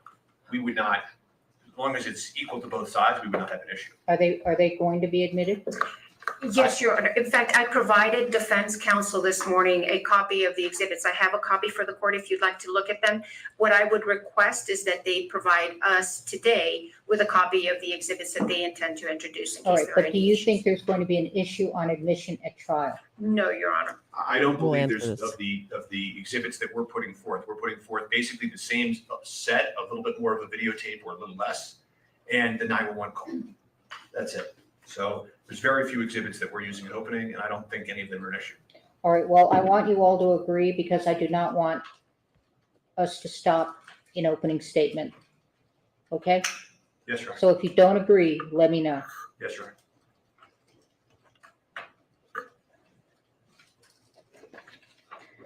All right, defendant Alec Baldwin's motion limited to preclude argument, testimony, and evidence related to the incident from the Crow. It's still going. Thank you, Your Honor. We move to exclude the state presenting evidence of what happened on the Crow as evidence of Mr. Baldwin's state of mind here. The state has said it will not present evidence of what happened on the Crow, but what the state did say is it intends to address and present the theory essentially from the crow that blanks can kill. Mr. Baldwin knew that, and therefore he's responsible for having the criminal state of mind That's necessary to different. prove involuntary. See, that's what I was manslaughter asking here. you. Can There are blanks 4 hurt anybody? problems with that, Your Honor. The first is, let's go back to the indictment. The indictment says that Mr. Baldwin is being charged because it was foreseeable to him that if he didn't check the gun for live ammunition, it says nothing about blanks, not a single word, then his use of the gun by pointing it and pulling the trigger, they allege, could cause significant risk of harm to human life. That was the theory of the indictment. Live That's what they ammunition, charged. nothing about blanks. All right. A few witnesses mentioned here and there blanks in the context of an accidental discharge. They get loud. You have to put your goggles on, your earmuffs on. People get mad. There is no testimony in this case about that blanks kill in this particular situation. The case theory has always been, they've said it over and over and over in the papers they've submitted to you. Mr. Baldwin didn't check for live ammunition. He pointed the gun, he pulled it. Sounds like a Miss flaw Hutchins died. on the So part they're of the trying to state. vary significantly from the theory of the indictment. Problem number 2, causation. Mr. Baldwin not checking for blanks and then pointing the gun did not kill Miss Hutchins. She was not killed by a blank. Yeah, She was killed by a live round. That's And all a the stupid testimony argument. shows that blanks are very different from live bullets. If That's Mr. Baldwin checked for right. a blank, there would have been no blanks there. And so they have a major causation issue as a matter of law in presenting this brand new theory that was not in the indictment. Number 3, there's a foreseeability problem as a matter of law with their intention to present the blanks theory. The Henley case, as Your Honor knows, we've briefed it for you, says the requisite criminal state of mind needs to match or converge, is what the case says, with the criminal act. And what the state's doing here is they're playing apples and oranges. They're saying Mr. Baldwin had the reckless criminal state of mind because he knew that blanks can kill. That was foreseeable to him. He didn't check for blanks, and then Miss Hutchins died. But the act that he's been charged with is not, he didn't check for blanks and Miss Hutchins died as a result of a blank. It's that she died as a result of a live bullet. So they're mixing apples and oranges here. They're trying to take what they say is a foreseeable risk and match it with an act that didn't cause the death. So that violates the very clear requirement of Henley that the state of mind and the act converge. That's not what they're saying here. And then last but not least, This is there is zero evidence in this case, zero, that Miss Hutchins would have died, or it was expected that she would have died, if you look at the foreseeability cases, if there were a blank in that gun. The foreseeability cases say it's not what can conceivably occur. Blanks can kill. It's not what can conceivably occur. It's what's expected, what's objectively and reasonably maybe they should have charged it that way There's though. zero evidence in this case. They don't have an expert. They don't have a fact witness that can testify. Certainly a fact witness wouldn't be allowed to testify about this, that if Mr. Baldwin had a blank in Right. that gun, in that moment, it would have killed Miss Hutchins. Zero. There was no obstruction in the barrel. They keep on saying obstruction in the barrel. There was no obstruction in the barrel. He was feet away, 2 feet, 3 feet. But 4 wasn't there feet away supposed to from be Miss a blank in Hutchins. there? It was pointed at her confused. armpit. There's nothing in that gun that could have pierced her body. There is zero evidence. If you look back at The Crow, if you look back at the history of motion pictures, there are 2 incidents where a blank was involved in a death on a movie set. In 1984, an actor put the gun directly against his head, and the pressure pulled the trigger, and the pressure from that directly against his head killed him. In The Crow, so very different from what happened here, miles and miles and years apart. Number 2, in The Crow, what happened was the crew was making dummies out of live bullets. And when the dummy was put in to the gun, it still had residual gunpowder. And the primer got hit. It knocked the bullet tip off, it discharged. And then there was a blank loaded behind that live bullet tip from a live bullet that people on the set were making improperly. Still no criminal prosecution there. Said it was civil negligence, not criminal, but that's not the point. The point is, if you look at what happened in both of those cases in the history of motion pictures, they are entirely distinct facts. The state cannot come in at the last minute and say, blanks can kill. Mr. Baldwin knew that, and therefore he had the requisite state of mind, and they match it up with an act that killed Miss Hutchins. zero evidence that that would have happened. I wish here, Bob was here to and pause therefore they it. cannot present it as a theory when there's no causation for it, there's no foreseeability for it, there's no evidence for it, and it's not in the indictment. All right, thank you. Thank you, Your Honor.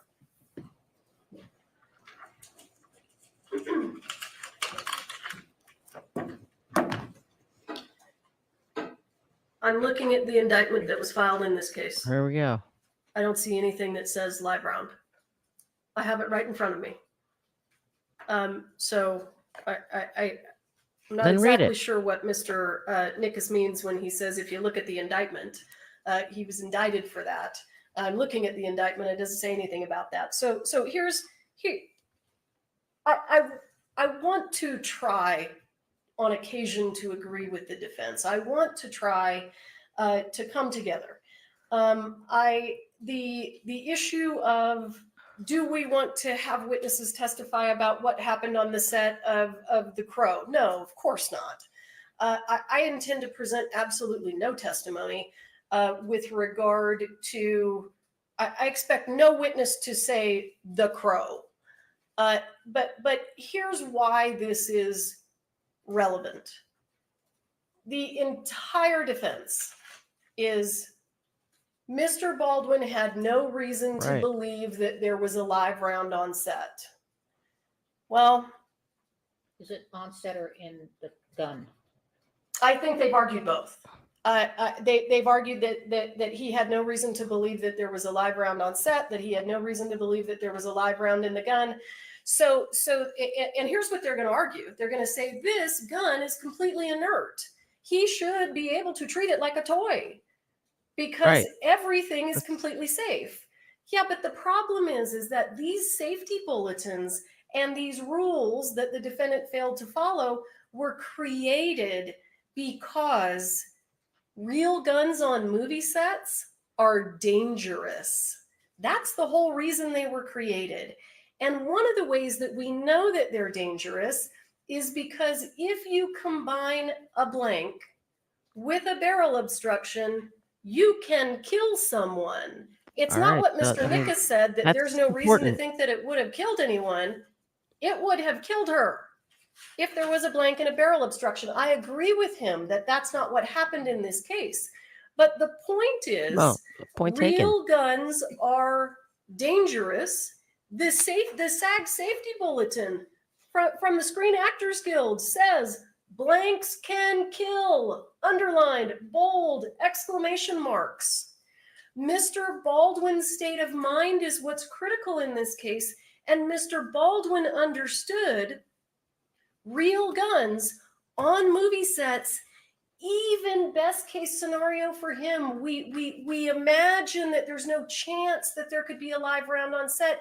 He still knows they're dangerous, and he understands That's that different. the rules exist because they're dangerous. The rules that say, don't point it at anyone, keep your finger off the trigger. Those are all the things that were designed because real guns on movie sets, even if there's Right. not a live All right. round, I'm hearing can you kill guys. people. Mr. Nickus can stand up here and say blanks don't kill people. They certainly do kill people. And the Screen Actors Guild Safety Bulletin says blanks can kill. So the problem is that the defense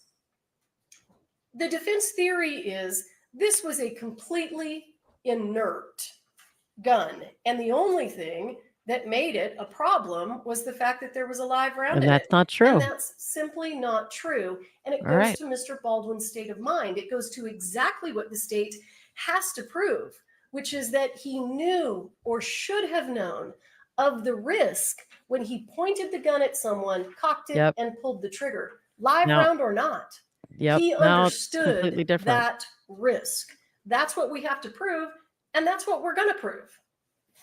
Well, it was in the grand jury hearing that the indictment doesn't say it, but Sure. you did to get the true bill. You talked about live ammunition Oh, in a gun. Sure, Well, absolutely. And that's certainly a part of this case. And I don't want to pretend that it isn't. Because the other thing that we know, and we put this in some of our responses, is that when Mr. Baldwin was being interviewed by Corporal Hancock, he actually said to Corporal Hancock, I'm wondering if Hannah commingled live rounds with her dummy rounds. He knew that there was a possibility that a live round could find its way on set. He didn't even know that Ms. Hutchins had died yet. And he told Corporal Hancock, I wonder if they were commingled. He knows that these guns are dangerous. And listen, the state isn't, I've had countless cases where the prosecutor has a slightly different theory at trial than they did in front of the grand jury. There's nothing improper about that.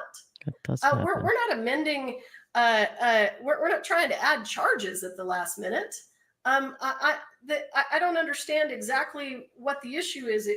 If there's case law that says that I'm married to absolutely every single theory that was put in front of the grand jury, it's news to me, because I've had courts amend grand jury indictments in the middle of trial. Well, you got to have notice based on the evidence, and the the evidence defense, in though. this case is that this gentleman knew that you can't point a gun at someone and pull the trigger, because even if there's not a live round, it might kill somebody. He knew that. And I agree, we don't have to get into what happened on the Crow, but at the same time, the safety bulletins are made totally different, because of babe. that. They exist because of that. Pause it. All right. Yeah, I missed. I had to go. I'm going to tell you. I So had the to one grab thing some I've been asking you, from the beginning, like, is there any way that, there's a blank in a gun and that could injure someone if it's pointed and shot at them? The answer is yes. And the argument right now that the defense made was that they were arguing the indictment, the judge referenced the grand jury transcript, that the state didn't put this theory forward. Their theory that they put forward, now everybody out there, when you charge somebody, so for example, negligent handling of a gun, in that there's an in that, and they may or may not have been specific, and they may have gotten more specific in the grand jury, but in that he pointed a gun in the direction, of a human being and pulled a trigger, which was reckless, whether there was a live bullet or not. But if what they wrote in there is he did not check the gun for a live bullet, because remember, supposed to have a blank in it, right? So not checking the gun for a blank, it's, if that's not really a thing, like not checking the gun for a live round. yeah, not checking it for a live round when he shouldn't have thought there was a live round in there, but he should have thought there was a blank in there. That's what they charged. That's different than charging he pointed the gun in the direction of her and pulled the trigger, which going into this, that's what my kind of whole issue was. I was like, well, is there something inherently dangerous about that? Because if not, it's just a rule for the purposes of a rule. And then you got all the gun people shouting back at me like, you never treat a gun like it's a, like it's a, prop, a prop right? or a toy. And then, but now Mr. Charlie said it wasn't supposed to have, it was supposed to have nothing in it. A blank, live, a dummy. It wasn't supposed to have anything. So that's also different. If that's true and it wasn't supposed to even have a blank in it, then yeah, obviously checking to make sure it doesn't have a blank in it is a thing. But what she's saying is that even when they have a blank in it, that there have been injuries on set. Somehow there's a little bit of residue in there, and it pops off like a bullet, or there's some sort of blockage, and it makes the blank shoot more out like a projectile, or makes something come out like a projectile. So things have happened, and Alec Baldwin is aware of possible risks when you point a gun with a blank, with nothing in it, whatever, that something triggers something and something happens and somebody gets hurt. But the defense is arguing we didn't have proper notice that this is the avenue they were going down. And she's like, this is our entire case. So how could they not have notice of it? And the judge just kind of mentioned, but you specifically spoke about live rounds at the grand jury. So it'll be interesting to see what the judge does here. And I think we need to look at the actual indictment to see if the actus reus, like the defense was arguing, was that he failed to look to double check the the firearm, that's a completely different act than pointing a gun in the direction of a person and pulling the trigger when you knew that that in and of itself created an unreasonable risk of injury. And there's some evidence that injuries do stem from whatever was supposed to be in there. I don't get how there wasn't supposed to be a blank in there, because I thought they were saying See, there I was. was under the impression that, for the authenticity of the scene, that like, because this is a revolver, and revolvers you can typically Is that the see. dog crying? No, that I don't know. I just went and grabbed Scout. She's here. Oh. So, but with a revolver, you can actually see the rounds, in the gun, like, what a revolver looks like, right? So I thought that for authenticity that they wanted to have like dummy rounds in there, so at least it looked like it was a loaded weapon. In So which case, according to what she has just said, the actor should never point it in the direction of a person, because injuries can happen from that, right, even if it's not a live round. And that's why I was saying before, like, well, is it possible that you get hurt from a, so all right, let it roll. okay. It was a blocking shot. They weren't making the movie yet. Right, that's like he wasn't even supposed to pull the trigger, is what I understand. Blocking. A few issues, Your Honor. In terms of the indictment, it was in the grand jury instructions on which the indictment was based, to be clear. There's nothing in the grand jury instructions, in the indictment, in this case, where the actual allegation of the charge is that Alec Baldwin didn't check for blanks, and therefore he's committed involuntary manslaughter.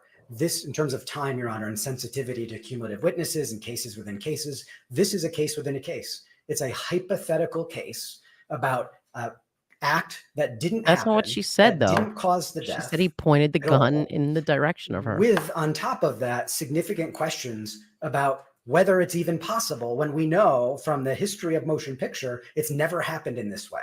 Who are they going to testify? Who are they going to have testify, the state, that Miss Hutchins would have died if there were a blank in that gun? What expert witness is going to say that? They don't have a single expert witness. They don't have a single fact witness who's allowed to testify about that. They don't have any evidence that there was an obstruction in the gun. There's literally no evidence of this. And if they want to put on But the fact that it could have been a theory that risk could make it merges different reckless. state of mind with this hypothetical act that didn't cause a death, then we're going to have a very confusing Alex trial Ford. with multiple different witnesses being asked. Have you ever been on a movie set where a blank kills someone? Emotional. He's tired. Have you ever been Give on a him movie break. set where a blank shot and pierced someone's body in a way that was really dangerous? Have you ever had someone on a movie set shoot a blank in a way that did anything other than cause a little rash or hurt someone's ears or make their eyes have stars in them? We're going to have a trial within a trial about a hypothetical that was not raised until the very last minute and wasn't the basis for the charge in the first place. They have foreseeability issues, they have causation issues, they have evidentiary issues, and there are major notice issues. And in terms of Right, there you cumulative go. testimony Notice. and That's wasting the of biggest time one. in cases within cases, that's what this theory is going to become. Thank you, Your Honor. All right, thank you. Lynn, that was brought All right. up. Hey, Yeah, just save that to Long the side. It's ruling a different weighing question. Whether it has any tendency to make a fact more relative probable to the last or motion. less probable than it would be without it, and whether its probative value substantially is outweighed by unfair prejudice. I think it's difficult to deal with what I read in the grand jury transcripts about, the theory about the negligent use of a deadly weapon is just his manner of handling, that he shouldn't have cocked the gun, et cetera, et cetera. And then with respect to the alternative, it is that he failed to check the gun. He failed to confirm that the gun, I remember the word confirm about live ammunition before he pointed it at someone.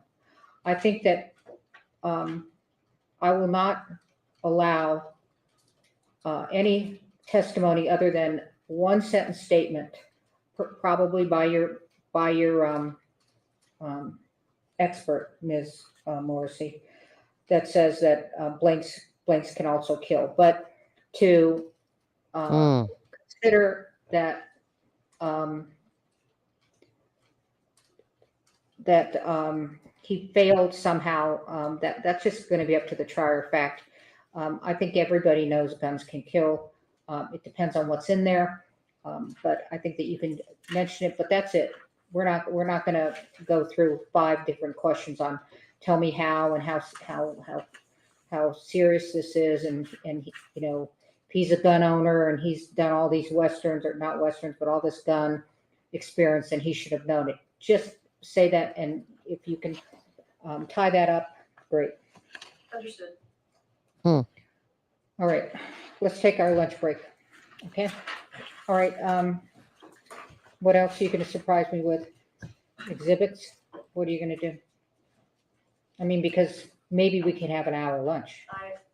I want a real exhibit list from the defense that doesn't list You every don't- piece of evidence. They probably feel the same way. Well, we were pretty specific. I do think that given the court's guidance today, that there could be, I'm hoping that the opening exhibits all work out, and I'm hoping that this slowly streamlines it. The board here is 50 minutes. Max. All right, I think we're done, babe. You said 50? 50. Okay. 50. That's your opening? Well, let me just be clear on board here, so as you're getting ready for it. Questions. I know I'm looking at you, but he's standing. Questions, not just keep standing. All right, no, okay, you can sit down. Okay, questions, not your theory, your hi, how are you? You know, questions, okay? And the issue is fair and impartial, okay? Not maybe this isn't the case for you. We're not shopping. It's fair and impartial, okay? Yes, sir. And What questions. you talking about? I meant, I'm emphasizing questions. You ask questions. You don't talk to them. Do you understand what I mean? I mean, I'll give you latitude, but I'll have to pull you in if you're not trying to get fair and impartial. I'm just wondering in terms Be of fair in the- this case for what them. sent us into individual voir dire during. the I'm not going to do individual board here. I Okay, think this is different. and I'm just, Unless, well, I'll hear you out. Okay, I'm sorry to interrupt you. no, and listen, it may not turn out to be an issue, but my only concern is if we start to have potential jurors who say, I don't think that I've seen in the press that he didn't know that the gun was loaded, and I don't think that he should be prosecuted. I think that there was a concern in Gutierrez that if we have all of these jurors just giving their opinions because they've seen things in the press, it kind of poisons the well. Right. So Well, that's my only first of concern. all, my intent is, and I'm open to hearing from you all, but when that happens, I'm just gonna call you up and agree that this person should be stricken for cause and he can leave. What do you think? Sure. Yeah, it would have to depend on the, how extreme it was, but I think we'll be able to Right. make eye contact, frankly, and figure out some of this. I'm hopeful. Eye contact. Yeah, I don't know how the court, I wasn't there at the first trial, and I don't know how the court is planning to design this. There is, of course, in both directions, a risk of pollution of the jury pool, right? Right. You know, Yes, so absolutely. So I think that if anybody has, extreme views on anything, maybe that's a way to sort of say that you're going to hear Babe, questions. flagged some and, questions because people just if put you them think that you have stars in a them. view that should not be spoken publicly, Mhm, and you sure. would like to speak to me Right. and the lawyer separately, Right. you can so indicate when Right. you raise your hand. Right. And, Well, and that, that's part of my instruction. Right. Okay, that you can speak in private. And most people start saying, well, I want to speak in private. Or you say, do you feel like you should speak in private? And they'll say yes. I'm less inclined to do private voir dire because it just took so long. And the other thing is that, think about it. I think we're going to have 79 on the panel, and we will be able to know immediately. You're going to get five and 3. Is that right? Yes, Yeah. 5 and 3, and for causes, and we'll know whether we need a second jury panel by then. They could also question them in panels of I just want 4. to throw this out there. One of the things that may speed up the process, if we do have a juror and we think that they may have some potentially prejudicial things to say, rather than kicking everybody out of the room, maybe we can just invite that person Yes, up so to the I've bench. done that. Yes, I've done that. Okay. That's what I was thinking. When you and I were talking about, that's what I was thinking. Was anybody too. Like, thinking private? I just wasn't sure. I think it's easier to do the subset of private when necessary and not invite it at the start. The judges that I try cases in front of always think that if you invite it too early, then it becomes a domino effect.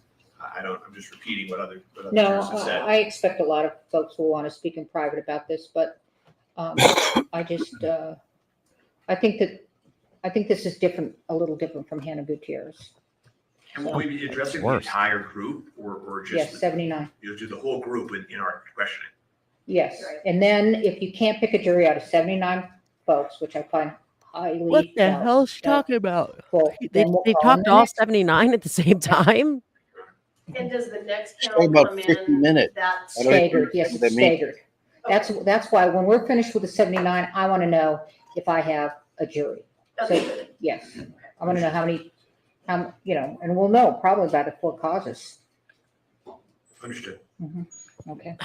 Wish you could All right. block Well, that. then, That's so do you wild. want an hour for lunch, or do you? I mean, Question The only 79? thing that I would say about the exhibits, and I mentioned this before, but perhaps we're getting even further, which is, I've just told them about one part of their case that's not going to be necessary, and they There you disclosed go. when that Let's witness get was his head in testifying. there.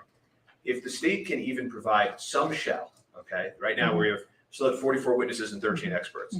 Any guidance, I'm not holding them to the guidance. The court need not. I'm not going to ask the court to hold them to the guidance of the gist of the case. The gist of the case and their Okay. expected witness, we are going to be able to very, very quickly say, okay, then those lapels, that issue, it becomes irrelevant, and I'm going to be able to deliver to the state what they're going to ask the court for. Okay, very good. So what we're going to do is we're going to take an hour lunch because we're almost finished with these. And then the court is going to instruct you all to meet and confer about what you all think Figure your shit out. about your cases and streamlining. Okay? All right. Thank you. Yeah, I don't know. Like, I'm confused about the 50-minute voir dire. What I'm does that mean? confused about, she said, so typically everybody, let's say there's 79 jurors, 79, they're all sitting in the same room. The judge asks them some questions, all of them, right then and there. Like, do you recognize a name on this witness list? Stand up, like do you have a conflict? Stuff like that. Then once we talk to them, we the lawyers, you get 12 of them in a box. And some people do it where you stick 4 in a box, 6 in a box, like whatever it is, Panel. and you start going through one by one. So when he asked, I thought he said we questioning all 79 at the same time. At first, I thought he was going to ask, are all 79 going to be in the room? Because that's why I was thinking one way they could avoid this is they could do the whole thing where the judge asks a question, then all 79 go out and they do smaller panels of 4. That way, if one person pollutes the jury, they're only possibly polluting 3 people, Yeah. And I thought she said 50 minutes for openings because she asked about exhibits. I didn't think thought she that was said for 50. voir dire. I think But then she shifted right into voir dire, so I'm not sure. But that would make more sense for the openings. right. Because the 50 minutes, like, what does that mean for voir dire? Does that mean she's Per expected? panel? Yeah, No, maybe, I guess. it's impossible to. So keep a I'm jury assuming that 50 she minutes. will ask, kind of like every judge that we've ever tried cases in front of always asks preliminary questions to try to weed people out. If they have issues as to why they can't serve, medical, travel, whatever the case may be, they'll weed people out. They'll then ask all the questions, do you know any of the witnesses on the list? Do you know any of the police officers? Do you know any of the lawyers? Do you know me, the judge? But I think that she needs to ask the questions about Alec Baldwin. This is a different type of case. This is different than like Baldwin or Depp and Heard, because that was a civil case. It felt like a criminal case because there was so much like alleged domestic violence stuff coming up in that case, but it was a civil case. It was it was basically libel, slander, type case. And this is criminal, so I think that they're going to need, and the judge is going to have to address it right away. Are there people that are familiar with Alec Baldwin, the actor? Yeah. And do you have, are you a fan of his? Are you not a fan of his? Like, I think that those things should be asked by the judge, like, immediately. And like, you hope that the jurors will be honest about it, because it's different when you're dealing with a celebrity trial. It just is. Right. And well, let me just do these real quick. So I think we put this up already. Rick saying the gun was real. He knew the gun was real. It's a gun, not a prop gun, a real gun. Being an actor producer is irrelevant. So and then he said he knew the protocols on set. He willfully ignored them. This isn't his first movie. Now, a lot of this to me became more of an issue with the last question, which is I think what people are saying. A lot of people were saying that they were confused. So I I think that confusion was where my confusion was about she's gonna let that one sentence in about, blanks can kill, but to me, that's where the entire case rests, because if blanks can kill, you don't point the gun in the direction of a person and pull the trigger, period. If blanks can maim, if blanks can injure, you don't point the gun at them, you know, but it has to be that it would have caused serious bodily injury or death. Um, so that's that's a very different scenario. That's independent of whether he checked or didn't check. It just means you don't do it because even if there's a blank in there, something could happen. And it sounded like maybe he was on a set where that happened before, or like people know, and like Rick's saying, he's in the industry, so he knows. So to me, that one sentence, that would be everything to me as a juror, because it was my very first thing that I kept saying. I need to know, is there some risk of pointing a gun with a blank in it at a human being? And it's a very it sounds like, a very rare thing, but clearly a risk. So that speaks to recklessness to me. That puts it in a whole new light for me. And the fact that she's letting that one sentence in would be all I needed as a juror to find some form of recklessness here, I think. Yeah, Um, I agree. So let me just jump in real quick. So AD Film, who's been in chat, emailed us, and they're a 20+ year first assistant director, the same job as Dave Halls, who I believe pled out in this case. And they'd be happy pled to out criminally? My Lord. they'd be happy to walk through the normal set protocols and answer any questions. So that's cool. 80 Film will definitely take you Maybe up on we'll do some of that. Yeah. I want to know from everyone who put in, like, I've got questions that wasn't clear. Allie and Bob, help us. If that kind of answered your questions or not, and we'll keep an eye out for those while we go through.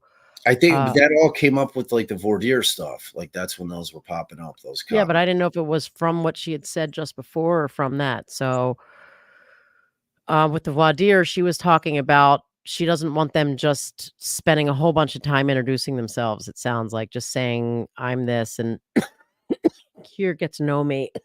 You all right? Wow, that Yeah. vape. You should quit vaping. No, Man. it wasn't the vape. Oh, it's the vape. It's always the vape. And then what Lynn asked here, I think this goes to, and I don't remember if you were on screen at the time. They're talking about how she was incubated, and at some point in time, the defense was arguing that she would have lived if she was properly incubated. That wasn't intubated. Incubated. Not incubated, intubated. Intubated. Yeah. Oh, like a tube. So Intubated. that came up. I've always said it wrong. Well, Intubated. Incubation is where they put like they incubate you. Okay, yeah. So that's intubate is where they stick tubing you. Right. Yeah. Okay. Jeez. Woo. But yeah, so they were arguing that at some point, but they have abandoned it, and probably because it's not accurate, or they wouldn't have abandoned it. Well, yeah, and it's not relevant to the case. I mean, it's like you can't argue that, like, but for the paramedic, like.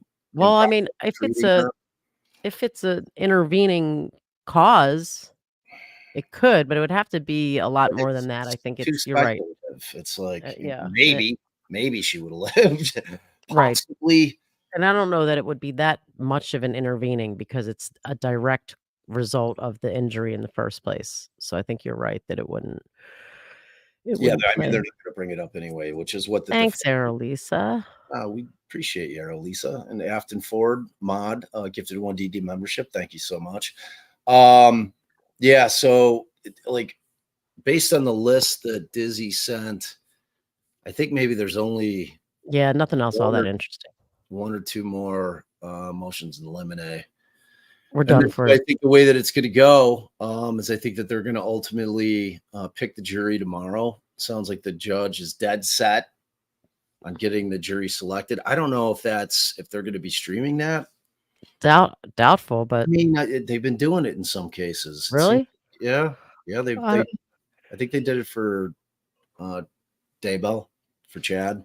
all right. Well, let's eat, get coffee, prepare, and come back at these fine people who want a read update with a read update once we make ourselves fully aware of the facts. Okay, so we're gonna bail on the last couple of motions and eliminate. Yeah, I think we've got the most interesting Yeah, I ones. think based on the list. Did you read through the list? I think.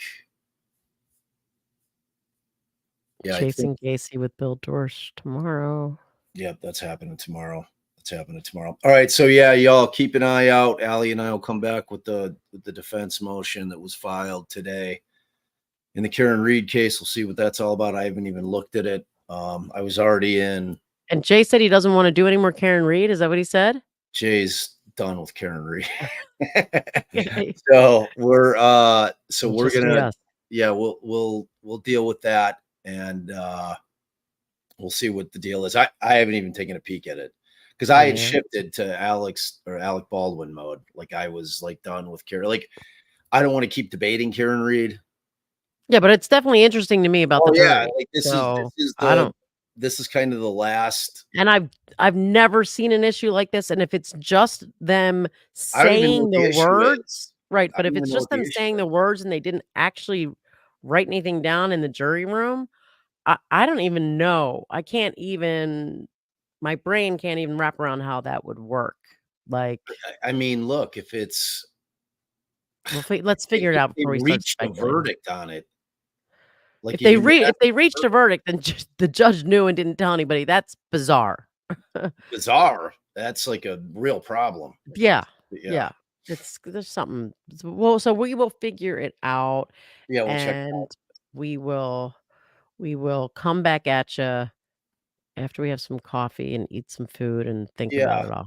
and thank you all for your generosity and all the great questions. And we look forward to seeing you at some point this afternoon. Make sure you hit your notifications. It'll let you know when we're going live at the Read And stuff. don't forget, before you leave, minimize the chat, hit the thumbs up. It is super, super helpful. Right now, let's see. We have bum bum bum bum bum bum.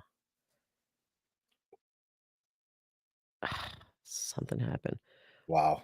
I can't see. Oh, we have Just hit the like. 178 thumbs up, so it's not too bad. Not too bad. Pretty You good. guys Pretty good. are killing it with the thumbs up. Love you Crushing guys. the Crushing the thumbs up game. All right. We love you all. Make sure you share, subscribe, like all the YouTube stuff. Later. Love you. Bye.